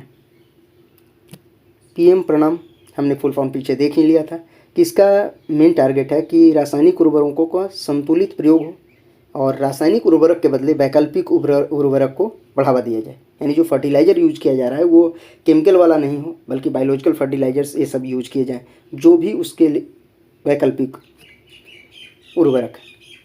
नेक्स्ट है चक्रीय अर्थव्यवस्था को बढ़ावा देने के उद्देश्य से गोवर्धन यानी galvanising organic bio agro resources धन नामक योजना के तहत 10,000 करोड़ का निवेश से 500 नए अपशिष्ट से आमदनी संयंत्र लगाए जाएंगे। तो गोवर्धन योजना के तहत क्या बनाया जाएगा? तो अपशिष्ट से आमदनी संयंत्र, जो कचरा है उससे कैसे हम इनकम जनरेट कर सकते हैं, इसके लिए 500 अलग अलग संयंत्र लगाए जाएंगे। नेक्स्ट है अगले 3 वर्षों में सरकार 1 करोड़ किसानों को प्राकृतिक खेती अपनाने के लिए सहायता देगी। तो 3 साल में 1 करोड़ किसान को प्राकृतिक खेती अपनाना है। नेक्स्ट है मैंग्रोव पौधरोपण के लिए मिष्टी कार्यक्रम शुरू किया गया। हमने पीछे ही चर्चा किया था कि मिष्टी कार्यक्रम मैंग्रोव पौधरोपण के लिए है, जिससे लोगों को ये बताया जा सके कि ये हमारे पर्यावरण के लिए तो ज़रूरी है ही, साथ ही ये आपके आमदनी को बढ़ाने में भी सहायता करेगा। नेक्स्ट अगले 3 वर्षों में सरकार अमृत धरोहर योजना के माध्यम से आर्द्र भूमि और जैव विविधता को बढ़ावा देगी। अमृत धरोहर योजना प्राथमिकता 6 है युवा शक्ति को लेकर, यानी युवाओं के लिए क्या कुछ किया जाएगा। तो पहला प्रधानमंत्री कौशल विकास योजना 4.0, जिसमें इंडस्ट्री 4.0 जैसे coding, artificial intelligence, robotics, 3D printing, इन सबको पाठ्यक्रम में शामिल किया जाएगा। क्योंकि आप जानते हैं कि ये जो इस समय का युग है वो टोटली इंडस्ट्री 4.0 का एज है। यहाँ आपको टेक्निकली ज़्यादा से ज़्यादा स्ट्रॉन्ग होने की ज़रूरत है। तो लोगों को कोडिंग, आर्टिफिशियल इंटेलिजेंस का नॉलेज, रोबोटिक्स का knowledge, machine learning, 3D printing, इन सब को भी पाठ्यक्रम में शामिल किया जाएगा, जिससे कि युवा इन सब को सही से समझ सके और उनका कौशल बढ़ सके। इसके अलावा 30 स्किल इंडिया इंटरनेशनल सेंटर स्थापित किया जाएगा। फ्रेंड्स, इस तरह के क्वेश्चन डायरेक्ट सीधे पूछ लिए जाते हैं कि टोटल कितने स्किल इंडिया इंटरनेशनल सेंटर स्थापित किया जाएगा, तो आंसर होगा 30। UPPCS में ऐसा एक सवाल पूछा गया हाल ही में। नेक्स्ट है स्किल इंडिया डिजिटल प्लेटफॉर्म की शुरुआत की जाएगी। अगला है अखिल भारतीय राष्ट्रीय प्रशिक्षुता प्रोत्साहन योजना। अखिल भारतीय राष्ट्रीय प्रशिक्षुता प्रोत्साहन योजना के अंतर्गत 3 साल में 47 लाख युवाओं को वृत्ति का सहायता प्रदान करने के लिए डायरेक्ट बेनिफिट ट्रांसफ़र शुरू किया जाएगा। तो अखिल भारतीय राष्ट्रीय प्रशिक्षुता प्रोत्साहन योजना के तहत युवाओं को डायरेक्ट पैसे दिए जाएंगे डायरेक्ट बेनिफिट ट्रांसफ़र के द्वारा। अगला है पर्यटन से संबंधित, क्योंकि आप जानते हैं हमारे देश में पर्यटन की अपार संभावना है। हर राज्यों के पास पर्यटन की संभावनाएं अलग अलग तरीके से, कहीं पे रिलीजियस, तो कहीं पे डेस्टिनेशन के लिए देख के उनका इन्वायरमेंट से। लेकिन पर्यटन के फील्ड में हमने अभी तक वो नहीं किया है जो करना चाहिए था हमारे देश को। तो इसके लिए 50 पर्यटन गंतव्यों को घरेलू और विदेशी पर्यटकों के लिए संपूर्ण पैकेज के रूप में विकसित करने का लक्ष्य है। टारगेट है कि कम से कम 50 पर्यटक जगह जो है उसको डोमेस्टिक के लिए भी और जो इंटरनेशनल टूरिस्ट आए उनके लिए भी काफ़ी अच्छा बनाया जाए। नेक्स्ट है देखो अपना देश पहल शुरू किया गया है। देखो अपना देश का बेसिक टारगेट ये है कि जो हमारे यहाँ लोग हैं उन्हें बढ़ावा दिया जाए कि आप अपने देश को देखें। जो किसी एक राज्य के निवासी हैं वो अगले दूसरे अलग अलग राज्यों में एक्सप्लोर करें कि कहाँ क्या कुछ देखने का है। इससे क्या होगा कि घरेलू पर्यटन को बढ़ावा मिलेगा। नेक्स्ट है थीम आधारित पर्यटन सर्किटों के एकीकृत विकास के लिए स्वदेश दर्शन योजना। बिल्कुल इसी तरह से जैसे देखो अपना देश है उसी तरह का स्वदेश दर्शन योजना है। लेकिन स्वदेश दर्शन योजना में अंतर यह है कि ये थीम बेस्ड है। थीम बेस्ड कहने का सेंस हुआ कि रामायण सर्किट का नाम आपने सुना होगा, एक रामायण सर्किट है तो ये रामायण थीम पे आधारित है। इसी तरह से सिख सर्किट है, महात्मा गांधी का सर्किट है, बुद्धा सर्किट है। तो अलग अलग सर्किट बनाया गया है जिससे कि जो रिलीजियस टूरिज्म है उसको बढ़ावा दिया जा सके। नेक्स्ट है वाइब्रेंट विलेज प्रोग्राम के अंतर्गत सीमावर्ती गांव में पर्यटन के बुनियादी ढांचों का विकास किया जाएगा। वाइब्रेंट विलेज प्रोग्राम एक्चुअली ये दो धारी तलवार की तरह है, मतलब इसके दो अलग फ़ायदे हैं। पहला तो पर्यटन का विकास होगा, दूसरा क्या होगा कि इस समय देखने को ये मिल रहा है कि जो सीमावर्ती गांव हैं यानी बॉर्डर पे जो विलेज हैं वहाँ से लोग लगातार पलायन करके लोअर एरियाज में आ रहे हैं। जैसे उत्तराखंड, हिमाचल या अरुणाचल, इन सब के जो लोग हैं बॉर्डर पर के वो आ रहे हैं लो लाइंग प्लेन में, तो नीचे वो आ रहे हैं, दूसरे जगहों पे भाग रहे हैं। तो ये रीजन हो जा रहा है खाली। तो ऐसे में ये सिक्योरिटी के लिए भी अच्छा नहीं है। तो सिक्योरिटी के पॉइंट ऑफ व्यू से भी अच्छा होगा वाइब्रेंट विलेज प्रोग्राम। आपको याद रखना है कि वाइब्रेंट विलेज प्रोग्राम की शुरुआत अमित शाह के द्वारा अरुणाचल प्रदेश के किबीथू में किया गया है।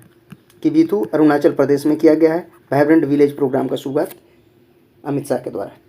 नेक्स्ट पॉइंट ये भी याद रखना है कि किबीथू भारत का सबसे पूर्वी पॉइंट है, यानी सबसे ईस्टर्न मोस्ट पॉइंट जो है वो है किबीथू।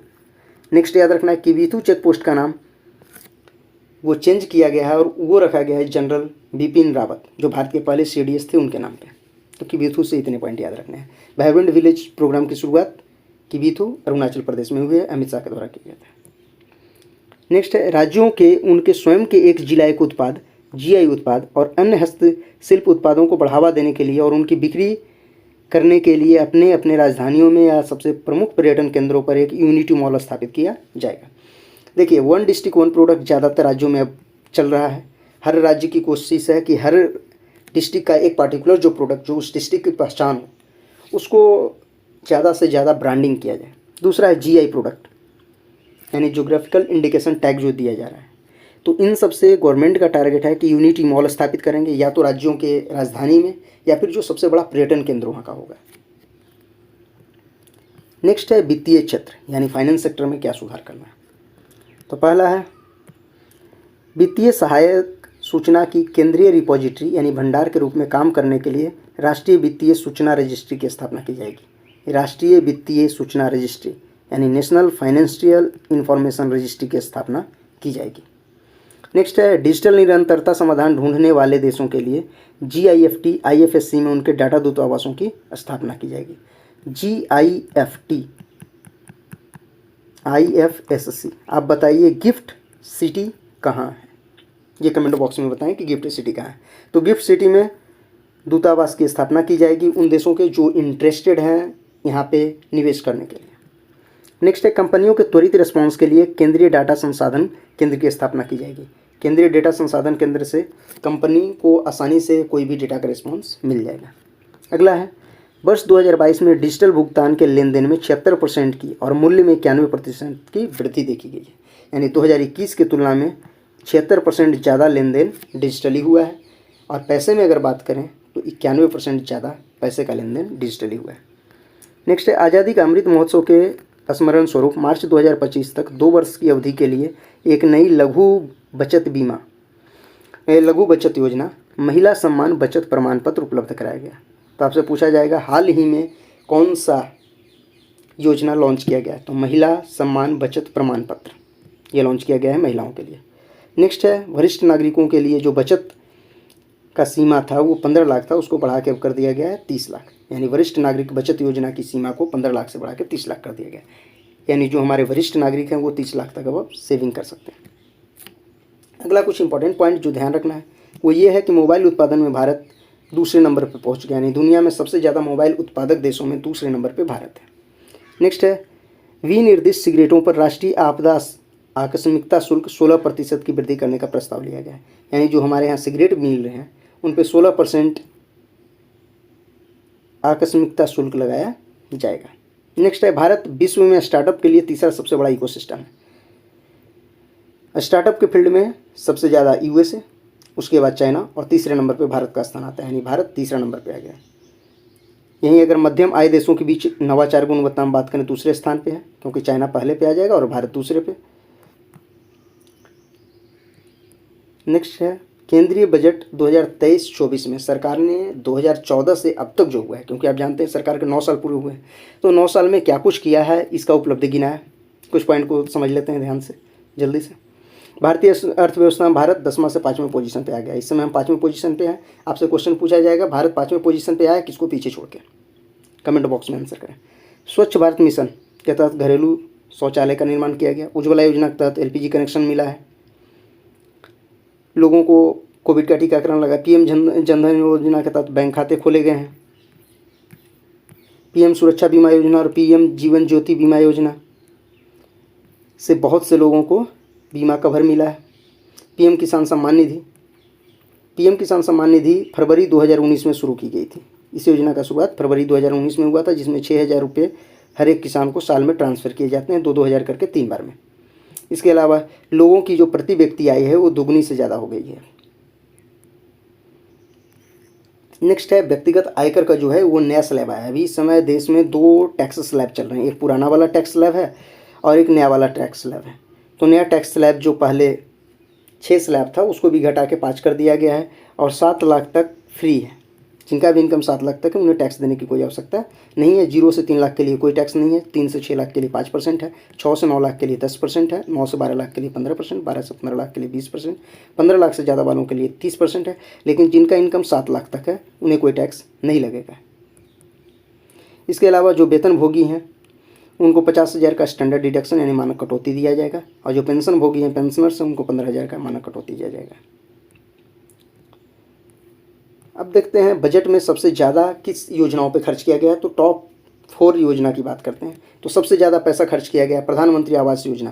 प्रधानमंत्री आवास योजना इसलिए क्योंकि टारगेट है कि 2024 तक सबके पास अपना घर हो। पहले ये टारगेट 2022 का था। ये सवाल क्वेश्चन पूछा जाएगा कि प्रधानमंत्री आवास योजना का क्या टारगेट है 2024। नेक्स्ट है जल जीवन मिशन। जल जीवन मिशन का भी टारगेट है कि 2024 तक सबके घरों में नल का जल पहुंच जाए। नेक्स्ट है मनरेगा 60,000 करोड़। उसके बाद प्रधानमंत्री किसान सम्मान निधि, चूँकि 6,000 रुपये हर किसान को मिलते हैं तो टोटल 60,000 करोड़। तो सबसे ज़्यादा किन किन योजनाओं पर खर्च हुआ है? प्रधानमंत्री आवास योजना, उसके बाद जल जीवन मिशन, उसके बाद नरेगा और फिर प्रधानमंत्री किसान सम्मान निधि यानी पीएम किसान पे।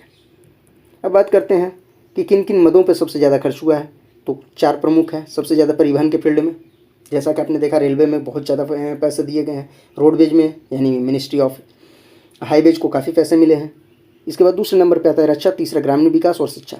सबसे ज़्यादा पैसा परिवहन के क्षेत्र में, फिर रक्षा के क्षेत्र में, ग्रामीण विकास और शिक्षा के क्षेत्र में खर्च किया गया। अलग अलग मंत्रालय में अगर बात करें तो सबसे ज़्यादा किसको मिला है? तो सबसे ज़्यादा रक्षा मंत्रालय को। पार्टिकुलर मंत्रालय की बात की जाए तो सबसे ज़्यादा रक्षा मंत्रालय को मिला है पैसा 5.94 लाख करोड़।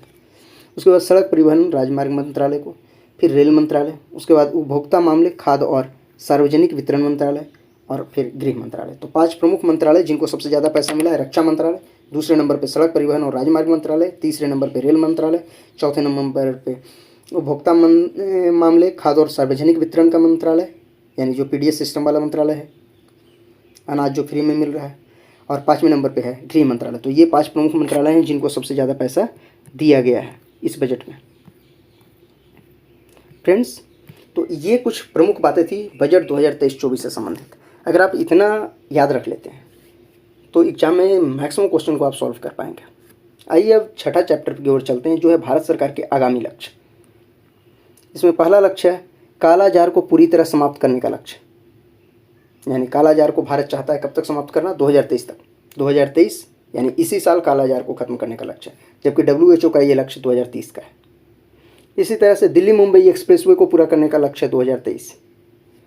दिल्ली मुंबई एक्सप्रेसवे जो बनने के बाद भारत का सबसे लंबा एक्सप्रेसवे होगा, ये भी ध्यान में रखना है।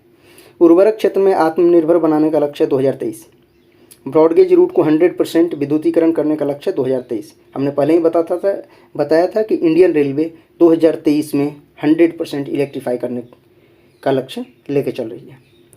नेक्स्ट है पूर्वोत्तर के सभी राज्यों की राजधानियों को रेल नेटवर्क से जोड़ने का लक्ष्य है 2023। अगला है कृषि में शून्य डीजल उपयोग और नवीकरणीय ऊर्जा के इस्तेमाल का लक्ष्य। यानी कृषि में कोई डीजल का यूज नहीं हो, इसका टारगेट रखा गया है 2024। यानी 2024 तक ये टारगेट है कि एग्रीकल्चर के फील्ड में कोई डीजल का प्रयोग नहीं हो। नेक्स्ट है सबके लिए आवास 2024। पहले ये लक्ष्य 2022 था, इसीलिए आवास योजना में PM आवास योजना में सबसे ज़्यादा फंड भी दिया गया है। नेक्स्ट है डिजिटल रेडियो लॉन्च करने का लक्ष्य है 2024। हर घर में नल का जल का लक्ष्य भी है 2024, यानी हर एक घर तक नल का जल पहुंचाया जाएगा। अगला है सड़क दुर्घटनाओं से होने वाली मौतों को 50% कम करने का लक्ष्य 2024। भारतीय अर्थव्यवस्था को $5 ट्रिलियन इकोनॉमी बनाने का लक्ष्य है 2024-25। नेक्स्ट है कि भारतीय अर्थव्यवस्था को $1 ट्रिलियन डिजिटल इकोनॉमी। यहाँ तो था कि $5 ट्रिलियन का इकोनॉमी बनाना है, पूरी अर्थव्यवस्था को $5 ट्रिलियन करना है 2024-25। लेकिन यहाँ नेक्स्ट है कि डिजिटल इकोनॉमी जो है वो $1 ट्रिलियन का।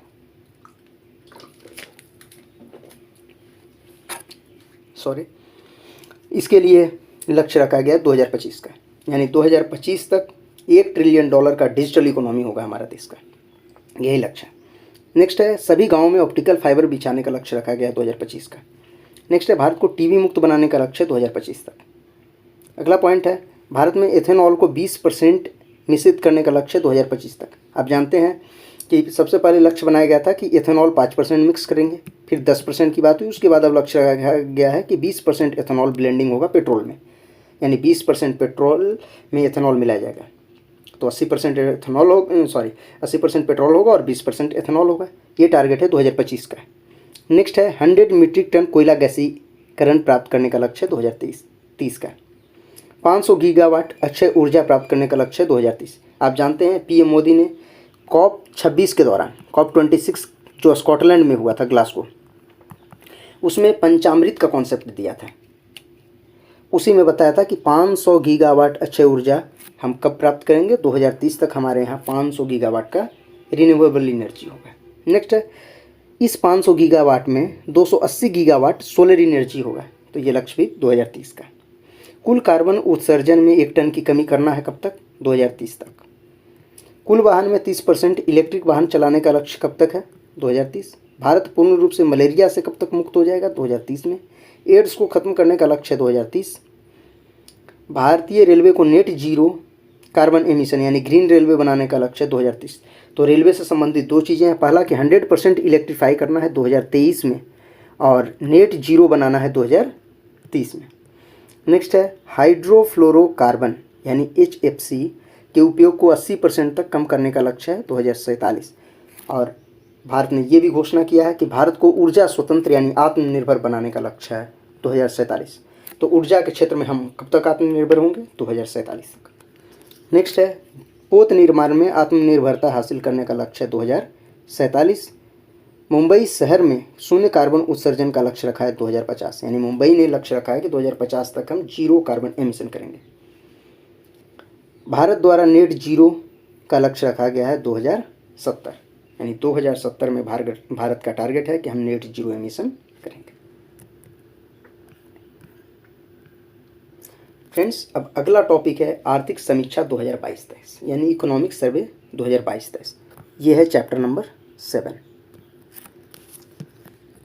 तो सबसे पहला पॉइंट है कि 31 जनवरी 2023 को आर्थिक समीक्षा 2022-23 को संसद में प्रस्तुत किया गया। जैसा कि आप जानते हैं, आर्थिक समीक्षा यानी इकोनॉमिक सर्वे एक दिन पहले पेश किया जाता है बजट से। तो बजट 1 फरवरी को पेश होता है, तो इकोनॉमिक सर्वे 31 जनवरी को आ जाता है। फ्रेंड्स, आप ये बताएं कि 1 फरवरी को बजट किस साल से पेश होना शुरू हुआ है, यानी कौन सा पहला साल था जब 1 फरवरी को बजट पेश किया गया। दूसरा पॉइंट, आप ये भी बताएं कि रेल बजट को आम बजट में किस साल मिलाया गया, क्योंकि पहले हम देखते थे कि रेल बजट अलग से पेश होता था, आम बजट अलग से पेश होता था। रेल बजट में सिर्फ रेलवे की बात होती थी, आम बजट में रेलवे के अतिरिक्त बाकी सारी बातें होती थी। तो बजट 2022-23 को पेश किया गया था 31 जनवरी को। चलिए एक और पॉइंट ये ध्यान रखते हैं, कई लोगों को डाउट होता है कि बजट 2023-24 बोल रहे हैं और आर्थिक समीक्षा 22-23 बोल रहे हैं, ये क्या है। तो इसके पीछे बेसिक चीज़ें ये समझ लीजिए कि जो बजट होता है, अगर हम 2023 की बात कर रहे हैं तो हमने 1 फरवरी को पेश किया, तो ये बजट मार्च तक का नहीं है बल्कि 1 अप्रैल से प्रभावित होगा। 1 अप्रैल 2023 से ये 24 तक का, यानी आने वाले साल का बजट होता है। जो साल आने वाला है उस साल में हम क्या करेंगे, पैसा कहाँ से लाएंगे, कहाँ खर्च करेंगे, किस किस तरीके से पैसा आएगा, किस तरीके से, वो बजट है।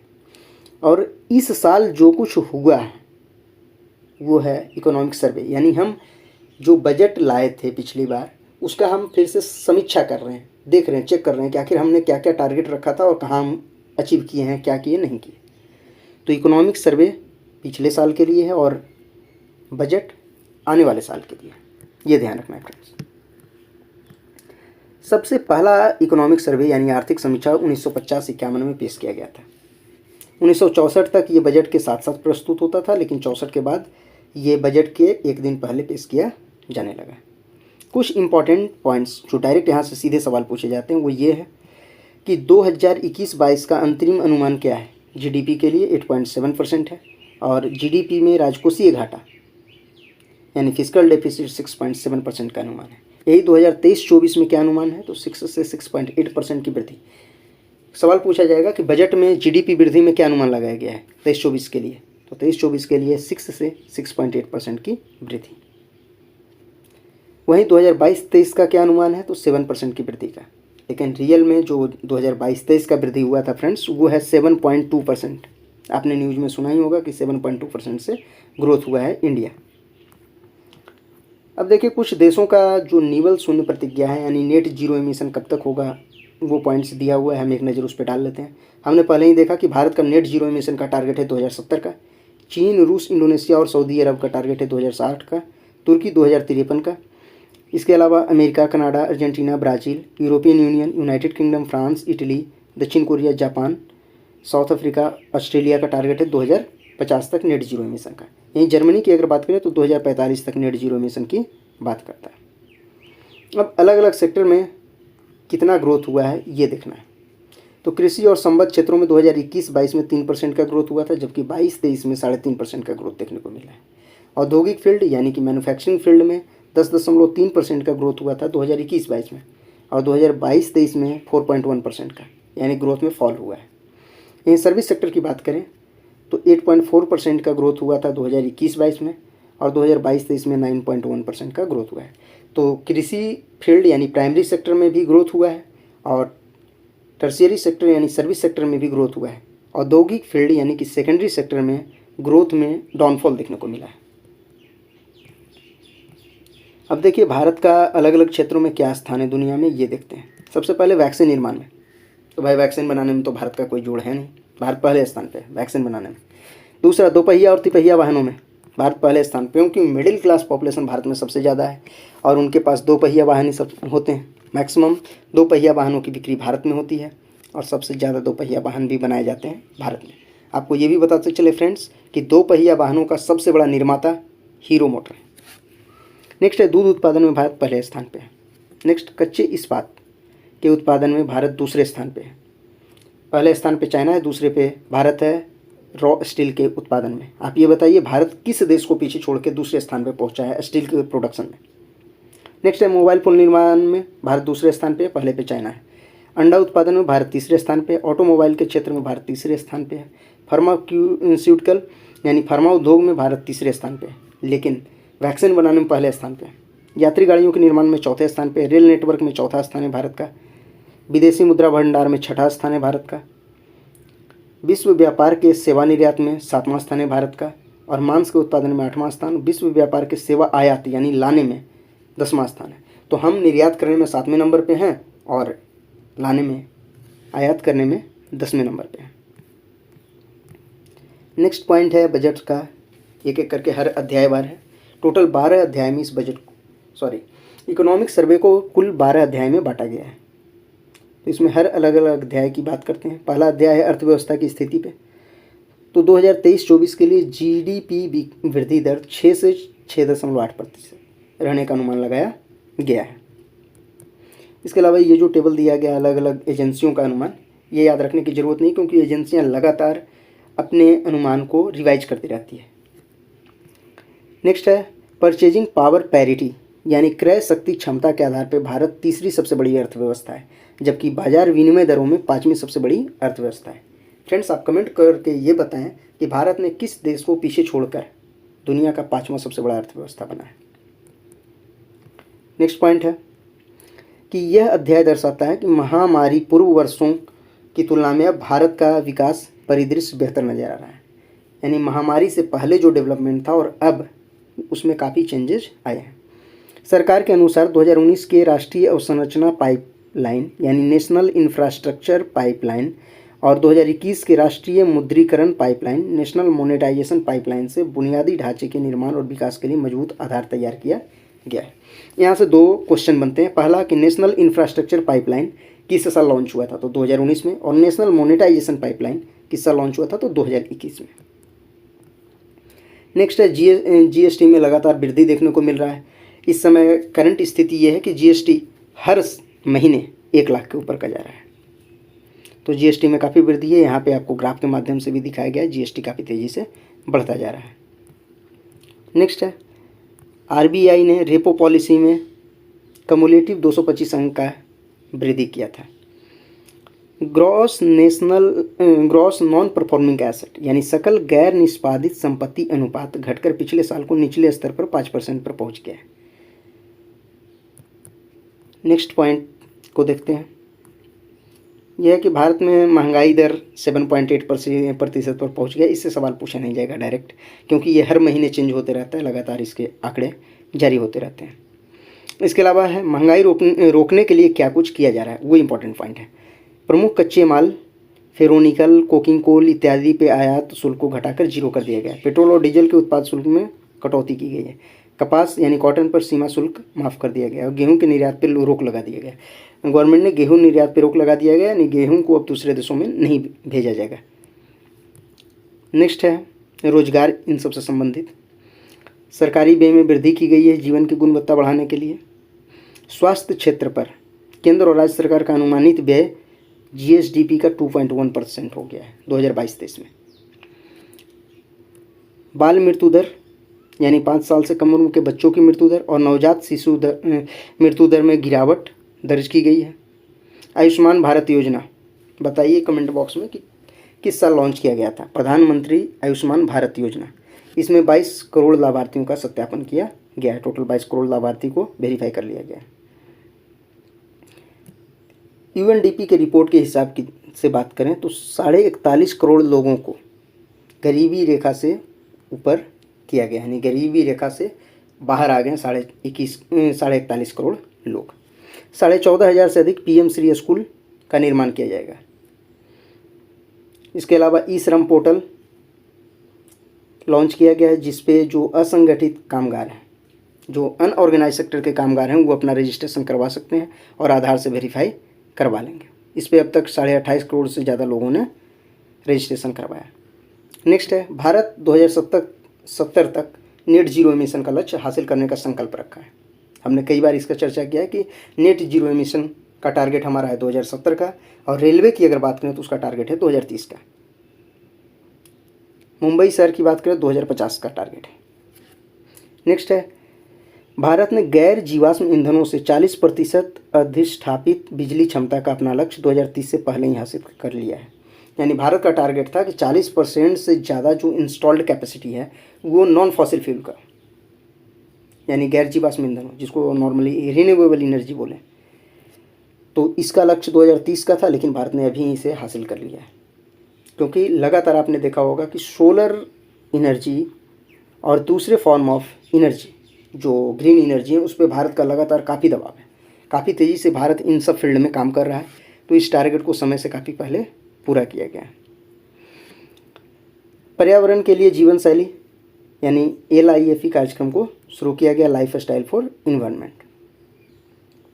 नेक्स्ट है कि अर्थव्यवस्था में कार्बन तीव्रता कम करने के लिए सोवरेन ग्रीन बॉन्ड फ्रेमवर्क नवंबर 2022 में लॉन्च किया गया।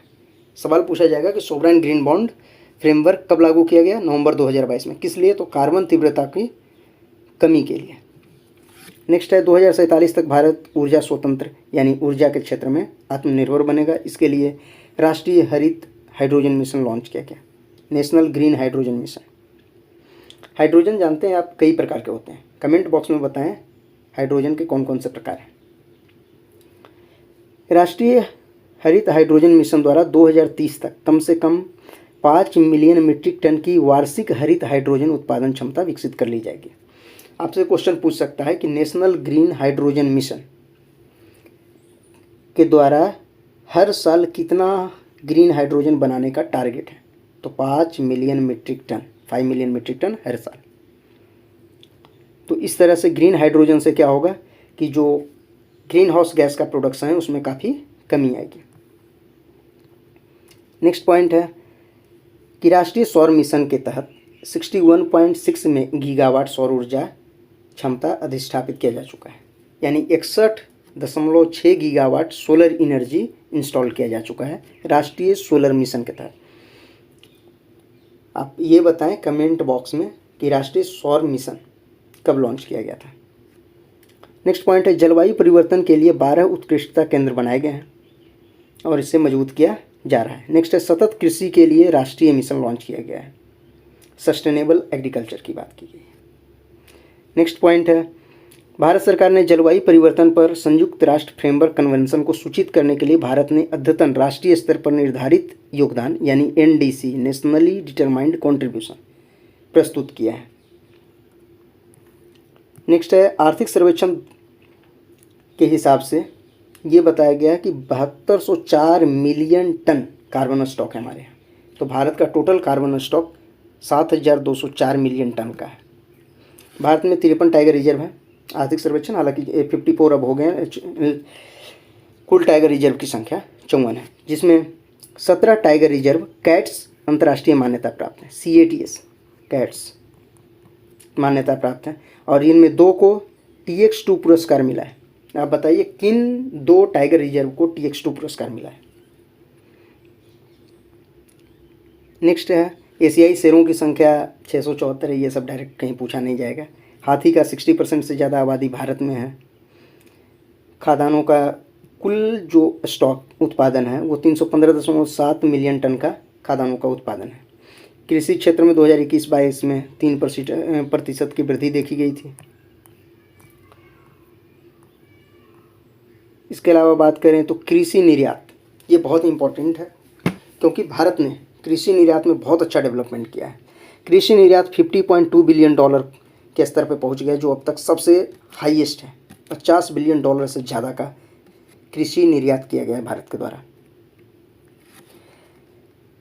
बजट में घोषणा किया गया है कि 1.5 गुना 2018-19 के बजट में ये घोषणा हुआ था कि 1.5 गुना न्यूनतम समर्थन मूल्य दिया जाएगा किसानों को। MSP आप जानते हैं, मिनिमम सपोर्ट प्राइस।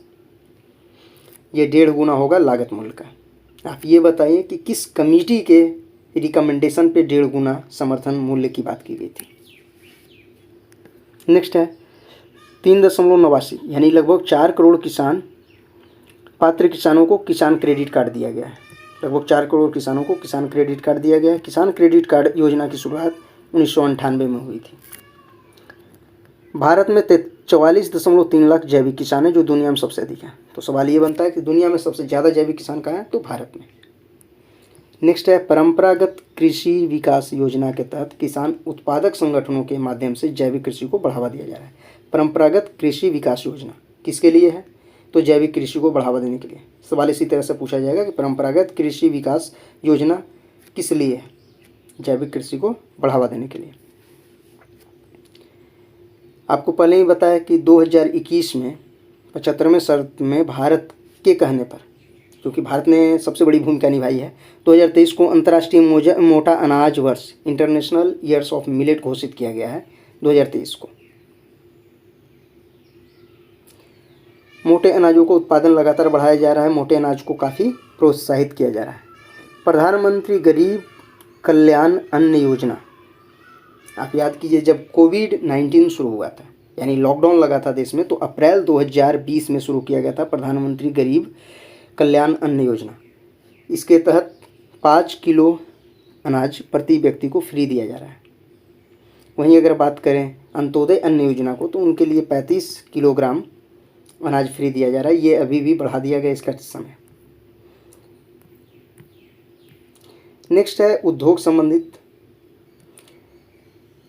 तो सकल घरेलू उत्पाद के हिस्से के रूप में वस्तुओं और सेवाओं का निर्यात वित्त वर्ष 2016 के बाद सबसे अधिक रहा। सबसे ज़्यादा जो हमने एक्सपोर्ट किया है, यानी बाहर के चीज़ों को बेचा है, बाहर के देशों में हमने अपना सामान बेचा है, 2016 के बाद सबसे ज़्यादा इसी बार। मोबाइल उत्पादन में हम दूसरे नंबर पे आ गए हैं। चाइना के बाद दूसरे नंबर पे भारत है मोबाइल उत्पादन में। नेक्स्ट है जेनरिक दवाइयाँ।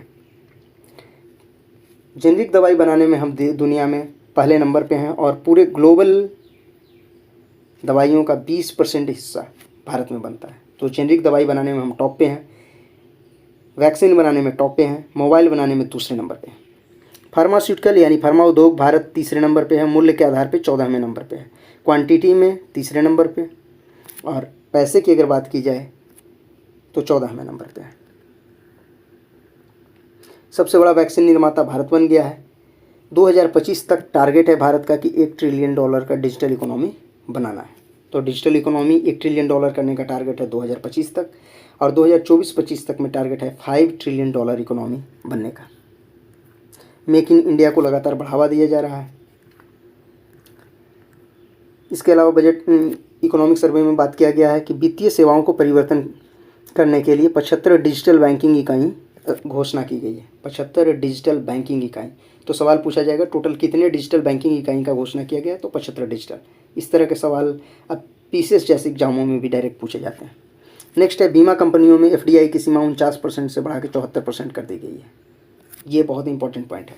यानी बीमा यानी इंश्योरेंस सेक्टर में एफडीआई का लिमिट कितना हो गया है? तो पहले 49 था, अब बढ़ के 74% हो गया है। और भारत दुनिया का 10वां सबसे बड़ा बीमा बाजार है, यानी बीमा की दुनिया में भारत 10वें नंबर पे है। नेक्स्ट पॉइंट है भारत ने अब तक 13 मुक्त व्यापार समझौते यानी एफटीए फ्री ट्रेड एग्रीमेंट किया है। भारत ने टोटल 13 फ्री ट्रेड एग्रीमेंट किया है, जिसमें सबसे लेटेस्ट एग्रीमेंट जो है वो है भारत ऑस्ट्रेलिया आर्थिक सहयोग और व्यापारिक समझौता ECTA economic cooperation and trade agreement. Bharat और ऑस्ट्रेलिया के बीच जो ECTA हुआ है ये लेटेस्ट है। इससे पहले भारत ने UAE के साथ CEPA साइन किया था, व्यापक आर्थिक साझेदारी समझौता। फुल फॉर्म है कॉम्प्रिहेंसिव इकोनॉमिक पार्टनरशिप एग्रीमेंट। इसके अलावा भारत के और भी अलग अलग देशों के साथ फ्री ट्रेड एग्रीमेंट्स हैं। विदेशी मुद्रा भंडार की अगर बात करें तो 562.7 बिलियन $US था दिसंबर 2022 के अंत तक। भारत 6ठे नंबर पे है फॉरेन रिजर्व की बात करें, यानी विदेशी मुद्रा भंडार के मामले में भारत 6ठे नंबर पे है। कुल विदेशी ऋण $610 बिलियन का था, सितंबर 2022 तक का है। नेक्स्ट है भौतिक और डिजिटल इंफ्रास्ट्रक्चर, क्योंकि इंफ्रास्ट्रक्चर पे काफ़ी फोकस है। तो राष्ट्रीय अवसंरचना पाइपलाइन नेशनल इंफ्रास्ट्रक्चर पाइपलाइन के तहत कुल 141.4 लाख करोड़ रुपए की परियोजना को कार्यान्वित किया जा रहा है। नेशनल मोनेटाइजेशन पाइपलाइन राष्ट्रीय मुद्रीकरण पाइपलाइन 9 लाख करोड़ रुपए की निवेश क्षमता के साथ कार्य कर रही है। आपको याद रखना है राष्ट्रीय मुद्रीकरण पाइपलाइन की शुरुआत 23 अगस्त 2021 को हुई थी। दोस्तों कमेंट बॉक्स में ये बताएं कि नेशनल इंफ्रास्ट्रक्चर पाइपलाइन यानी राष्ट्रीय अवसंरचना पाइपलाइन की शुरुआत किस साल की गई थी। नेक्स्ट पॉइंट है कि 16 राज्यों में अब तक 59 सोलर पार्कों के विकास को मंजूरी दिया गया है, जिसका कुल क्षमता 40 गीगावाट का है। सोलर पार्क, कुल 59 सोलर पार्क 16 राज्यों में बनाए जाएंगे, जिसका टोटल क्षमता 40 गीगावाट है। दोस्तों आपको ये बताते चलें कि इस समय सबसे ज़्यादा जो हिस्सा है विद्युत उत्पादन में वो थर्मल का है। 59% से ज़्यादा थर्मल एनर्जी यानी तापीय विद्युत है। दूसरे नंबर पे अक्षय ऊर्जा 27.5% और तीसरे पे हाइड्रोस 11.7% है। वित्त वर्ष 2022 के दौरान 10,457 किलोमीटर राष्ट्रीय राजमार्ग यानी सड़कों का निर्माण किया गया है। कुल 10,457 किलोमीटर सड़क बनाए गए हैं।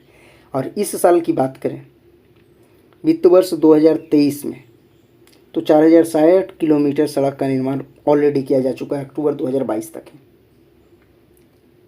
भारत में जलमार्गों की कुल नेविगेबल लेंथ जहाँ पे नाव चलाया जा सकता है वो है 14,850 किलोमीटर। नाव का मतलब ये नहीं कि छोटे मोटे जो नाव चलते हैं अपने यहाँ गांव घर में, उस तरह के नाव नहीं, जो बड़े कंटेनर शिप हैं उन सब की बात कर रहे हैं। नेक्स्ट है राष्ट्रीय जलमार्गों की सबसे ज़्यादा लंबाई पश्चिम बंगाल में है। ध्यान ये रखना कि सबसे ज़्यादा जो राष्ट्रीय जलमार्ग की लंबाई है वो है पश्चिम बंगाल में, नेशनल वाटर में। हाल ही में 106 नए जलमार्गों को राष्ट्रीय जलमार्ग घोषित किया गया है, जिससे कुल जलमार्गों की संख्या 111 है। तो भारत में टोटल राष्ट्रीय जलमार्गों की संख्या 111 है। नेक्स्ट पॉइंट दिया हुआ है कि 100 साल पुराने अधिनियम के स्थान पर अंतर्देशीय पोर्ट अधिनियम 2021 लागू किया गया, ताकि अंतर्देशीय जल परिवहन को बढ़ावा देने के साथ पत्तनों की निर्बाध आवाजाही सुनिश्चित की जा सके। अंतर्देशीय पोत अधिनियम 2021 लागू किया गया। ये काफ़ी पुराना अधिनियम था, इसको चेंज किया गया और फिलहाल लागू किया गया है। 68,031 मार्ग किलोमीटर से अधिक लंबाई के साथ भारतीय रेलवे विश्व का चौथा सबसे बड़ा रेलवे नेटवर्क है। तो भारतीय रेलवे दुनिया का चौथा सबसे बड़ा रेलवे नेटवर्क है, इकोनॉमिक सर्वे 2022-23 के हिसाब से। नेक्स्ट है यूपीआई लेनदेन में 121% की वृद्धि देखी गई है मूल्य के हिसाब से, और मात्रा में बात करें तो 115% की वृद्धि देखी गई है। नेक्स्ट है टेलीफोन उपभोक्ताओं की कुल संख्या 117 करोड़ है। देश में 117 करोड़ टेलीफोन यूजर्स हैं, जिसमें 44.3% गाँव से बिलोंग करते हैं यानी ग्रामीण क्षेत्रों से, और इसमें 97% लोगों के पास मोबाइल फ़ोन है, यानी 3% लोग ऐसे हैं जो लैंडलाइन का यूज करते हैं। भारत का कुल टेली डेंसिटी यानी टेली घनत्व 84.8% है। सबसे ज़्यादा दिल्ली में 270 है और सबसे कम बिहार में 55.4% है। 2015 से 2021 के दौरान इंटरनेट उपभोक्ताओं की संख्या में 200% की वृद्धि देखी गई है। गजब की वृद्धि है। और आप देखेंगे जियो आने के बाद काफ़ी चेंज हो गया, 4G जैसे ही आया, लोगों के पास इंटरनेट की सुविधाओं में काफ़ी बढ़ोतरी हुई है। जून 2022 की स्थिति के अनुसार लगभग 84 करोड़ ग्राहक के पास इंटरनेट कनेक्शन है। तो भारत इस समय दुनिया के गिने चुने देशों में शामिल है जिसके पास इतना ज़्यादा इंटरनेट कनेक्शन है। अब आइए देखिए अगला चैप्टर, वो है भारत की भारत की अध्यक्षता के तहत होने वाले G20 बैठक। आप जानते हैं कि G20 का जो 2022 का बैठक है वो इंडोनेशिया में आयोजित हुआ था। तो ध्यान ये रखना है कि 2022 के G20 से रिलेटेड जो भी सवाल पूछे जाएंगे, कोई भी किसी भी मंत्री, शिक्षा मंत्री का बैठक, कल्चर मिनिस्टर का बैठक, कम्युनिकेशन मिनिस्टर, सारा कुछ इंडोनेशिया में हुआ है। और 2023 का जो G20 का बैठक है वो भारत में होना है। तो जो डिफरेंट टाइप के बैठक होते हैं, क्योंकि G20 का जो मेन बैठक होगा उससे पहले कई बैठक होते हैं, सैकड़ों बैठक होते हैं, और वो सब बैठक भी भारत में ही होंगे और भारत के अलग अलग शहरों में होंगे। तो उनमें से कुछ इम्पॉर्टेंट दिया हुआ है जो बैठक हुआ है। पहला G20 के शिक्षा मंत्री का बैठक पुणे में हुआ है। G20 के आर्थिक और सामाजिक विकास मंत्री का बैठक वाराणसी में हुआ है। टूरिज्म वर्किंग ग्रुप का बैठक श्रीनगर में हुआ है। कृषि मुख्य वैज्ञानिकों की बैठक वाराणसी में हुआ है।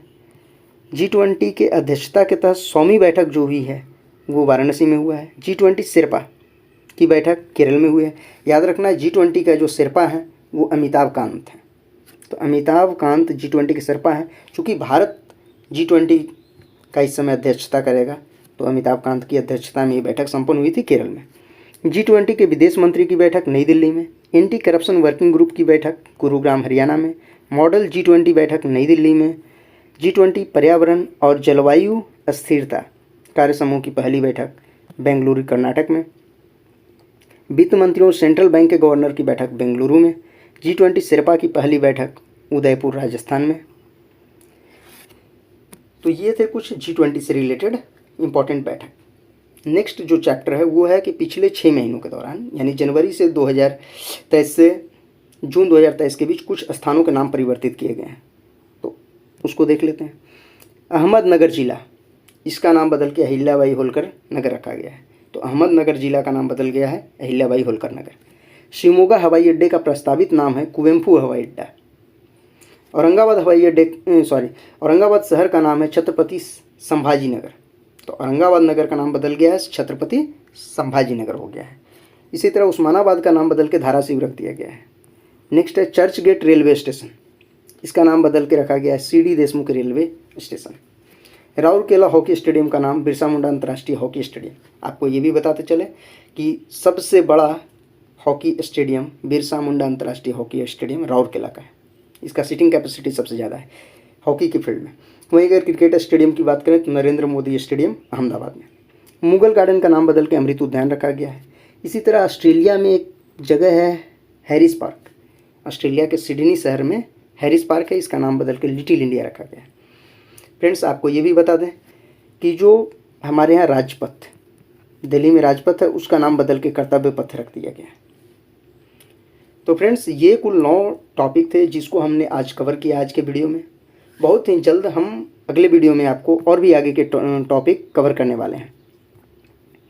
तो फ्रेंड्स अगर आपको ये हमारा प्रयास अच्छा लगा तो आप इस वीडियो को लाइक करें, और अगर चैनल को नहीं सब्सक्राइब किया है तो सब्सक्राइब करके बेल आइकन को ऑन कर लें, क्योंकि जैसे ही कोई वीडियो हम अपलोड करेंगे वो आपके पास नोटिफिकेशन चला जाएगा। अगले वीडियो में हम चैप्टर 10 से आगे की चीज़ें देखेंगे।